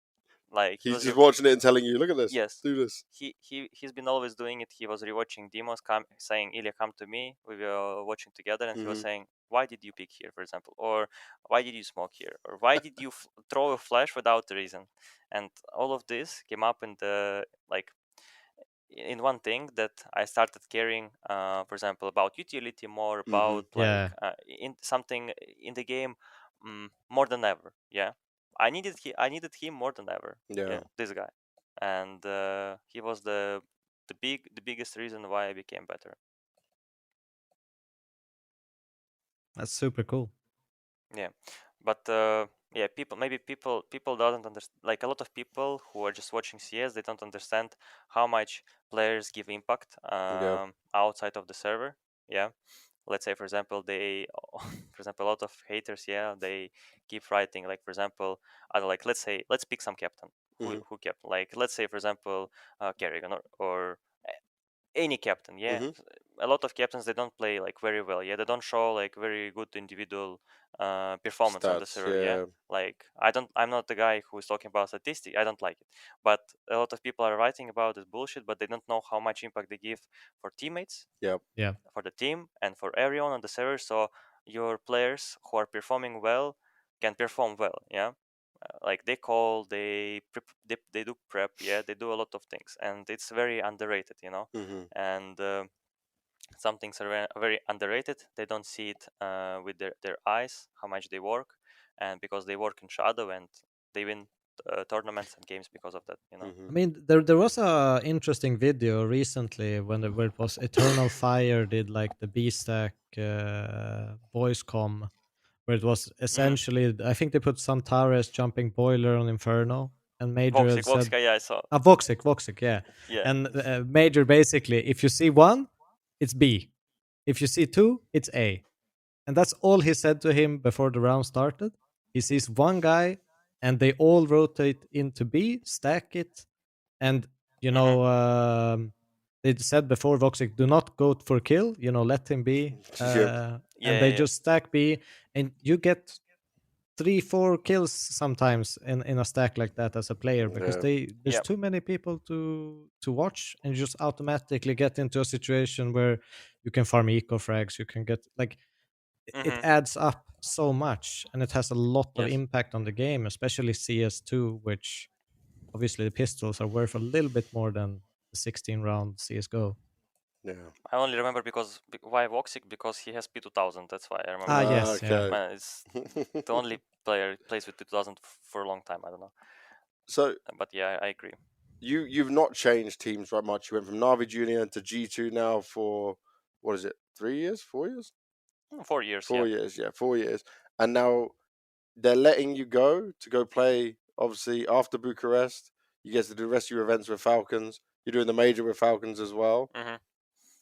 It's going to be hard to get prepared and ready, but I mean, are you excited for this new challenge, a new home, a new feeling? Obviously, Nico's the comfort, but there's so much like you're going to have to go through now. There's so much new learning you're going to have to do. Also, do Yeah, you have I'm. in your contract that you decide when to swap jerseys? Is that negotiated? It's forbidden already. No, it's forbidden. I love that. It's forbidden. I Yeah. wrote it in the contract for everyone that it's Perfect, forbidden. perfect. I mean, if they will break the law in contract, I will find them. They're in big trouble then. I love Joke, this. but I lost. I was at it. Yeah, I'm very excited to begin the new challenge. For me, everything in my career was a challenge. For me, joining Yeah. international roster was a challenge. For me, becoming a better player in CS2 was a challenge as well. And I mean, everything for me is a challenge, because like everything what connects me and the game and outside of the game as well is like a library, Mm-hmm. like everything what I learn outside of the game. I don't know. I watch or read some books about like sport, like for example, Kobe Bryant, like Mama Mentality book, for example. Yeah, I read. Great book. Yeah, Oh, I read like 1 year ago. For me, it's a lot of knowledge. Yeah, and it's like yeah. a library that can help me to be better in the game. And as I said, everything for me was a challenge, and obviously coming in the new team, coming in the new like home for Mm-hmm. me just feels I feel excited. Yeah, a big change. Yeah, but yeah, I feel happy. And obviously, it's when you've been on a team for so long to make this change, to know you're not back with just Nico, but you got Zonic as well. Is Mhm. it good that you like the mentality that Falcons have? Because I don't care about all the people talking about money spent, all this other stuff. The one thing that we know with Falcons is they're building teams to win. They want to win. Trophies is what they're aiming for. That must align so much with you and Nico. Yeah, I mean, everything that they want for. I mean, Falcons for me is that you just perform well. Yeah. They will make everything. Uh, in I would say like in their possibilities to make you perform well. They Mhm. just want performance, yeah, and you don't really care about any other stuff, Yeah. You just want to like me as a player. I just want to win, Mhm. and I will make everything possible in my hands to be in good shape, to be consistent in everything, and make my teammates feel happy as well in the team, So yeah, like just Hell yeah. just let's go. What's Falcon's slogan, by the way? Do they have one? I don't even know if they have a slogan. What is this? Like born to It's win like for Born to Navi. Win. Yeah. Oh, But like, do we know if Falcons have one? I don't know. We're gonna have to learn. Green. Okay, we have to research this. Yeah, we'll find that out. I think they don't have. Obviously we don't touch too much on the rumors, but everyone wants Kyosuke. Yeah. Do you think they really want to try and get him? Have they spoke to you about anything to do with that? I don't know. Maybe Kyosuke is a nice guy. I mean, like he has very good mechanics in the game. Yeah. You cannot not see this. Like Yeah. everyone who is playing the game and played before, like everyone would see that he plays well. Let's say for example, let's take Donk, let's take Kyosuke as well. Yeah, I mean because they are from the same organization. Yeah. And they play very well. like the way they move in the game, it looks easy, you know. And that's, for example, everyone would wish, you know. I mean, everyone wish they could do it, you know. To play like them, Like, to move like them, yeah. please, yes, give me Yeah. that skill. Yeah. I mean, you know, for example, some guys, they don't have the same. I mean, maybe some guys, they don't have the same experience than other guys. Some guys, they don't have the same mechanics as other guys. That's what make you, you know, special sometimes. Unique, You know, yeah. unique, yeah. So in my opinion, like every player is unique, but Kesuke, he plays very good. Yeah, I mean, he deserves to join tier 1 team. I mean, he has everything right now in his hands to join and prove himself. He doesn't need to prove himself to all the people who are like to journalists or like to people who are writing. Everyone's hyping him up. Yeah, bullshit or good stuff in topics. Yeah, he needs to prove to himself that he can do it. You know, because that's what I did to myself when I joined G2. I just proved to myself that I can become better in international roster, because it was a challenge for me, no? And yeah, he just needs experience. He never played on tier 1 tournament. It'd be crazy if his first team was Falcons. Yeah. And he's got you and Nico alongside him. That's a scary team. That might be the only team that could end this. Let's wait and see. Let's wait and see, yeah. I tried to check with their CEO. I didn't find out yet either. So if it's possible, only that would rumors. be crazy. Yeah, it's only rumors for now. But just imagine that trio on a team: m0NESY, Nico, Kyosuke, and Vitality era over before it could start. What are your expectations? Is it going to be like a slow onboarding process? I guess you're going to start practice as soon as you finish Bucharest, right? Honestly, I don't know. I mean, we will see. I mean, I just I don't know. Did you get your visa for Melbourne? For Melbourne, no, not yet. Oof. Yeah, not yet. Hopefully you find out soon.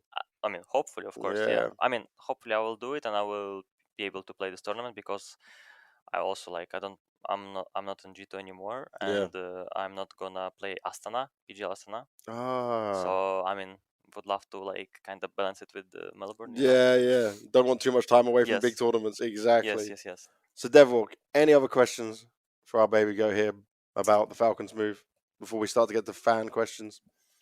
Well, I mean, obviously you've answered kind of what event you want to win. You want to win that major for Nico. But my question is really, you know, coming up now is the major. You have a few weeks to kind of get into the groove of you know, getting into a whole new team, learning, you know, obviously Nico maybe don't have to learn as much about what he's doing on the server, but the other individuals getting into it, learning from Sonic. How, you know, ready do you feel that you could become for a major with this team in such a short span of time? Because I mean, I've been in a similar situation when we won the first major. Pronex had practiced with us, I think, 2 weeks. Oh, nice. So 2 weeks practice. that was new IGL. Take this. Learn from this. And no one expected us to do anything, right? Because of that short amount of time. But how do you feel? Have you are you gonna have you gotten things beforehand so you know a little bit about the structure, that you're prepared for it? Or will you just jump into the deep end and see how it goes? No, first of all, yeah, I have to get to know boys, you know, how they play, how they like to play. Yeah. They also need to know me. Obviously, I just know only Nico, yeah. But I think on CD side we will understand each other. For example, what is gonna happen, and how I can play around him sometimes, how he's gonna play around me, because we are pretty like, how to say it, close roles. Yeah, we play with each other, move each other and everything. But on T side, obviously, I need to know how they play, and maybe something also changes on CT side. But on T side, I need to know how they play, because I don't know, you know. But we'll have some time to prepare. Maybe not a lot. If I go to Melbourne, not a lot. I think like 4 days or something. I don't know. Learning as not you enough. play officials. I mean, we will just play what we have. Yeah. We're professionals. We're gonna adapt. obviously maybe not a lot of team play, but when you play in clutches, when you play post plants and everything, it's not about training anymore. It's about like adapting. Like Yeah. like if you have experience, you know how to make this post plant or clutch closer to win it. Yeah. I don't know how to explain. You're gonna use everything what you know and what you did before to make this happen. So I mean, I'm not talking about the structure, but I'm talking about this kind of rounds. Yeah. Yeah. But we will see. You're gonna But play. it is a tough task in that short amount of time. I don't think anyone can deny that. Yeah.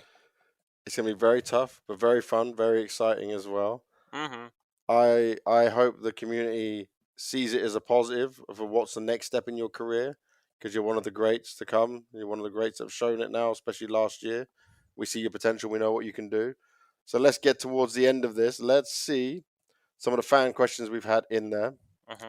So so there was a question from Franco's: did Nico's decision to leave for Falcons influence the team's mentality stress during the Shanghai major playoffs, knowing it might be the last run with him? What? So knowing that Nico was going to leave before Shanghai, did that add some stress? Did that change things for you? Not maybe not stress. Mhm. I mean, I think it did influence a bit. But because knowing that Nico is gonna leave, everyone just wanted to win this last tournament and also this major. Yeah. With him. Do it for him. But I think it was like in a good way, influence in a good way. Okay. Like. Okay, and that question was from Frankus, and this is all your viewer questions from our Discord, by the way. Yep. Just to let everyone know that we do this every episode. That if we have questions brought into the Discord, we then bring them up and try to answer them best we can. Yeah, this is the first one with a guest. Normally it's just me and Devwalk answering random questions the whole time. Yeah. Next one's from Uri Linka.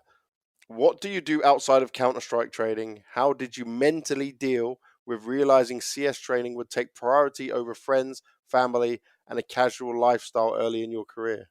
It's kind of all you've ever done. No, I don't know. I don't really do a lot of things outside of the game. I just play CS. I'm a CS enjoyer. I'm room flower who is in the room sitting and playing only. If I'm at home, I'm like a room flower who is like, you put the flower in the room and it's forever there. It's there. It's just it's forever there. I like that. When you go outside, like actually outside Mhm. to see friends, like I opened this door, to go outside, and it's like the new world for me. Already. A whole new like, world. New world. It's another atmosphere. You go out and it's like, it's pretty good graphics over here. Yes, 4x3. Yes. Different resolution, but no. To be honest, I mean, everything what I do to CS is just I just tried. At some point in my career, I understood that I'm gonna sacrifice all my time to become better in the game, and obviously, like parents and like family, all the close people, close friends, they understand it and they understand what I do, and they will always wait for me. Like for example, if I'm gonna I lose, for example, I go back to home, my grandmother still smiles, No. and she looks at me and it's okay, next time will come, you will have a lot of tournaments, blah blah blah. And that's what not motivates me, but she supports me, and it gives me only good positive vibes. But they will always wait for you. They love you. Yeah. And your brother's a huge support of your whole career. And my brother, my brother is insane.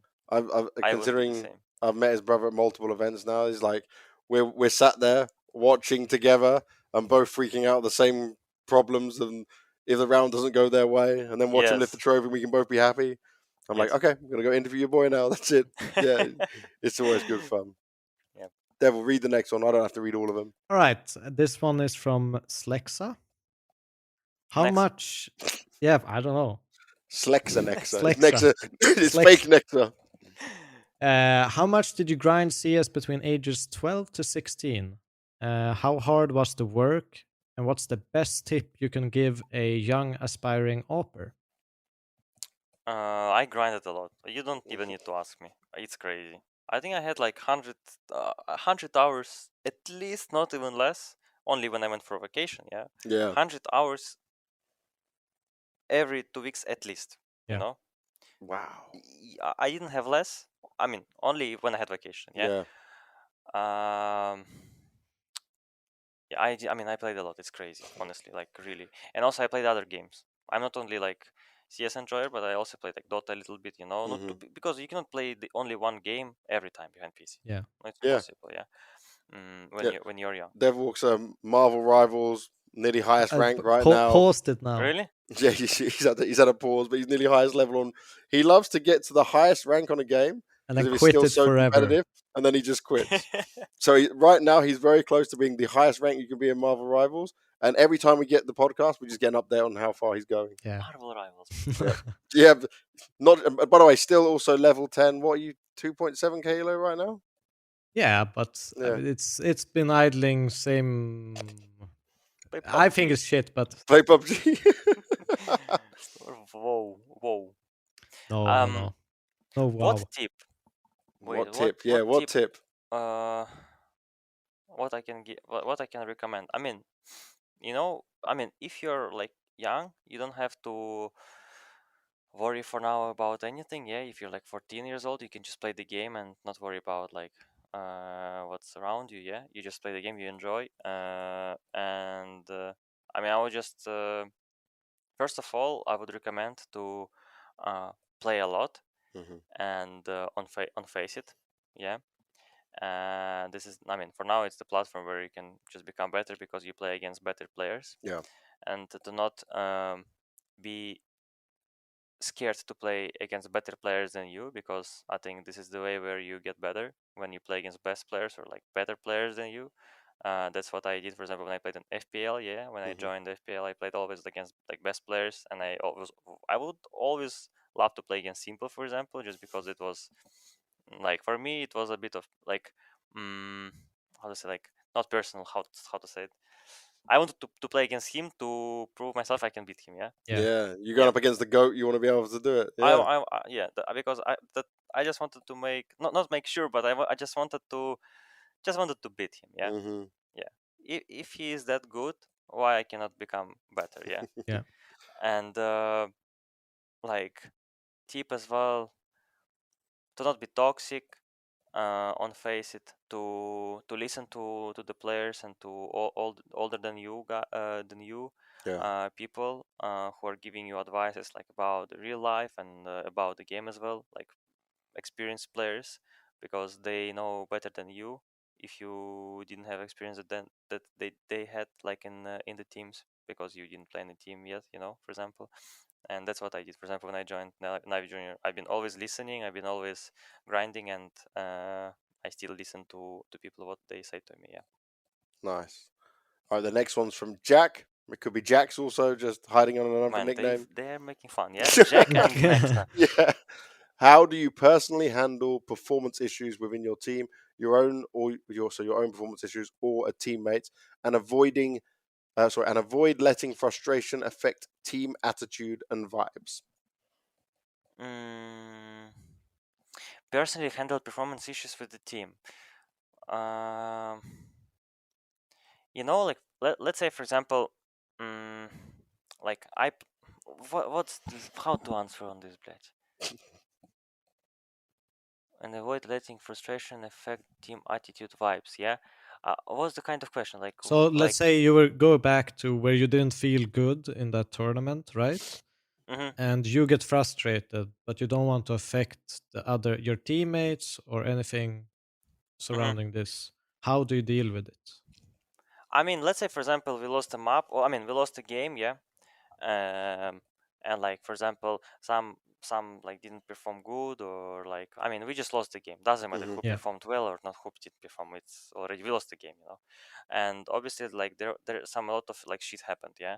And I mean, if you're not gonna say about the things that, for example, you noticed, and you're not gonna clear your head, it's not good, because you're gonna stay with these emotions and with these thoughts for the whole tournament, and you have to say them, but you have to find a way how to also say them. Yeah, you need to have good approach. You cannot just say, hey man, like, what the fuck are you doing, man?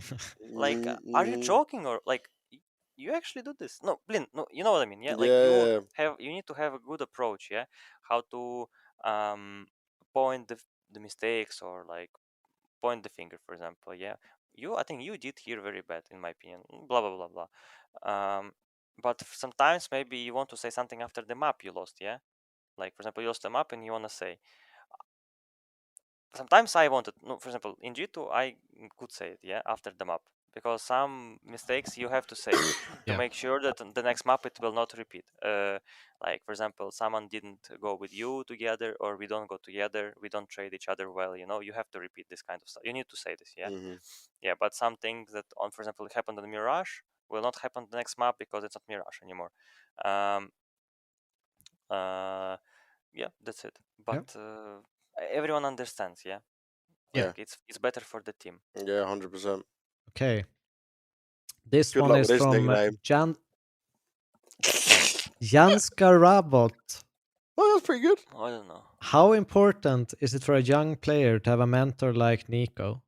Were you nervous about bonding with the G2 team initially due to the age and English skills? Yeah. No, I was nervous when I joined the G2. First of all, we had the boot camp. I mean, first of all, we had an online. Blast. It was Blast Spring, something like that.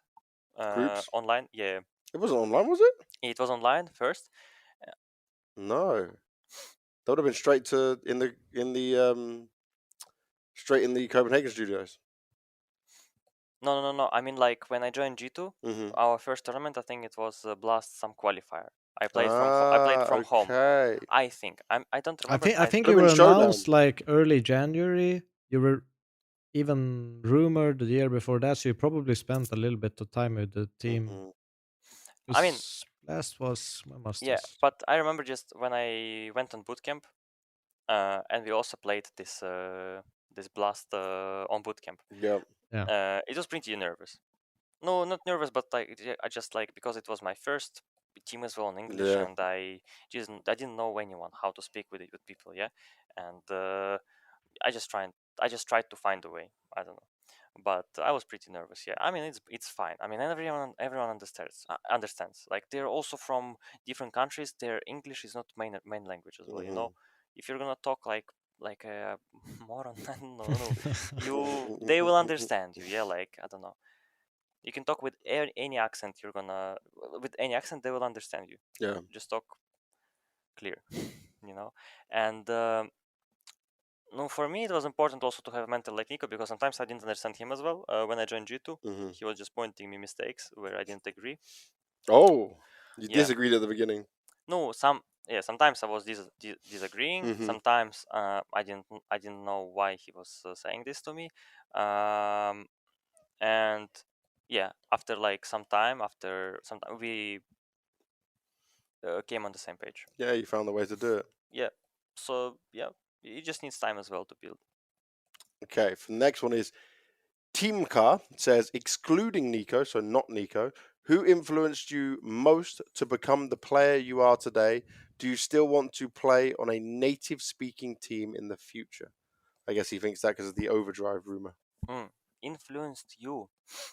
Like you mean like during my career? Yeah. Yeah. Like when I started playing as well CS. Yeah. No, I mean, for me, who made me become better player? It was simple. Just because, as I said before in the interview, I don't know if I said it, that when I played in academy, and even before when I was watching Simple playing in Navi, I just first of all, the guy didn't look like human in the game. Yeah. He was just doing some stuff, unbelievable things, and I didn't know how, and I just tried to do the same, to do the same things as him. I just tried to for some reason, I understood for myself that you don't have to look that like someone, you have to be yourself and just find your own like play style and everything. Yeah. But I just tried to do everything that he does, for example, and it was like kind of not a mistake, but it was very, young mistake. Yeah. Yeah. And yeah, at some point in my career, I just said that. I mean, that if he can do this, why I cannot do this? For example, yeah, I can do maybe even better, maybe, or he is better than me, but it doesn't matter anyways. You just still want just to become better. Nice. All right, I'm only going to take 2 more from here, Devil. This one I'm going to kind of ask you quickly as, do you ever see yourself and Bit playing on the same team at some point in your career? Obviously, the Na'Vi one, not possible right now for obvious reasons, but I'll just say this. Hey, Falcons, want to make him really happy? Go buy Bit. I'll push for that. But you'd obviously Wait, like man, that, I right? didn't answer on the question. Wait. Oh, wait, you didn't finish? Yeah, on the Oh, the team. native Native speaking bit. speaking. Yeah. No, I don't know. I mean, also depends what team. No, in the future, like obviously, I think everyone. If you would ask Nicola, for example, Nico, yeah, if he would have like very, very, very, very nice players like in Serbia or in Bosnia, yeah, that are speaking the same language as him, Yes. he Yeah. would say, of course, in the future, he will join. Yeah, It is possible. 100%. Depends what team as well. Yeah, in the future. So Yeah. maybe yes, of course. Okay. Who knows? I don't know what to expect from this life. We'll wait and see. You've still got plenty more years of playing. Yes. All right, so the bit one. Bit one. Yeah.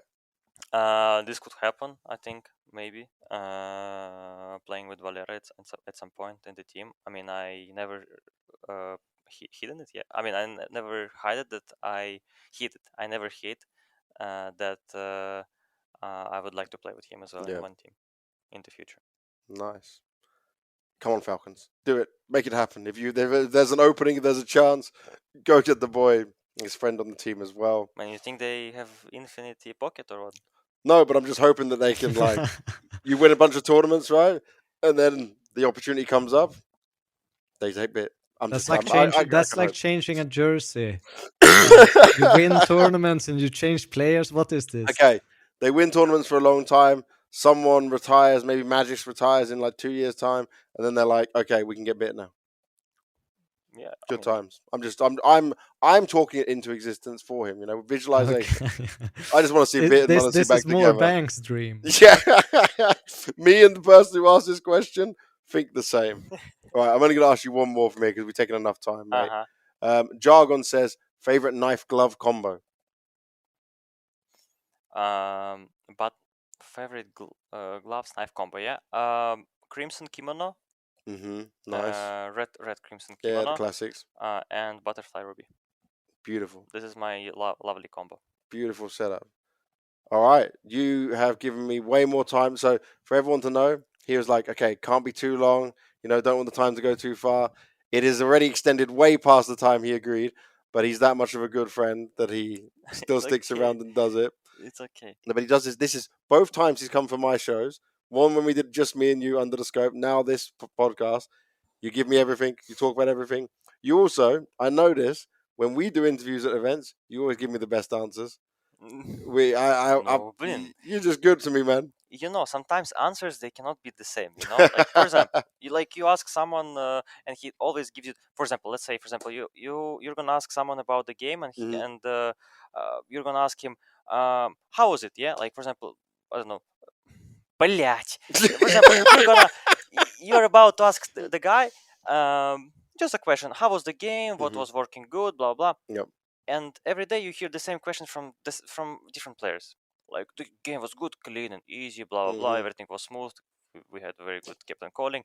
And sometimes you need to balance, to put some more fire. Maybe in your answers, let's say, fuck them, Yeah. But you give that to me. That's what I like. Yeah. Or I don't know, like they had no chance. My dog is licking his leg right now, by the way. Literally just licking his leg. Yeah.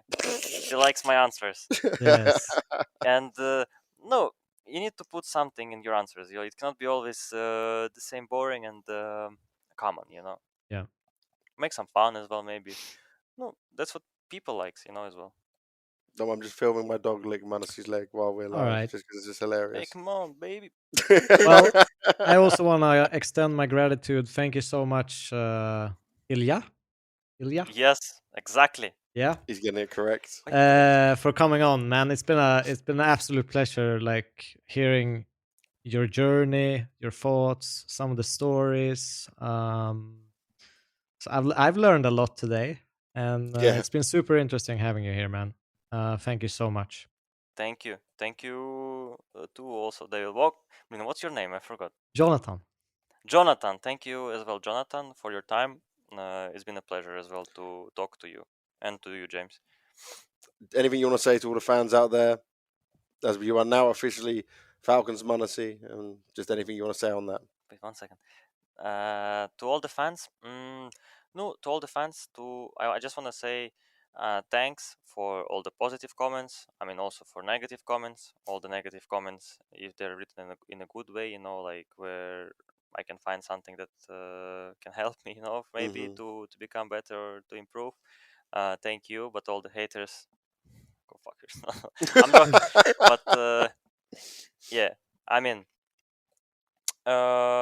cheer for Falcons. Not used to say it, but cheer for Falcons, and see you very soon. You will see us playing. There we have it. Episode 7 with m0NESY, our first ever guest, going from G2, covering all of that, into this now as the new journey for him in the Falcons. I want to say to you, as I've known you, followed you from the Na'Vi days, we coined the name Baby Goat. You've now become the young goat as you've aged throughout all of this. You still have this great opportunity to win more, to succeed more. And just as your friend, I wish you the best for this move. I hope that it's everything you want. I hope you're going to be able to lift more trophies. Best of luck, my man. I love you. Thank you, man. And you're going to go smash it and do what you do best. Of course, man. We're gonna smash them. Much to smash everyone who is gonna stand in our way. We're gonna do it. I believe. We were doing it, and we will do it. I like it. He's full of positivity. That's a lot of insight. That's a lot of knowledge. Make sure that you're subscribing to us on the YouTube, on all the audio platforms. If you are listening to audio-only listeners, you've been hearing everything rather than seeing it. All about CS.GG. Thank you for watching. We'll see you on the next episode.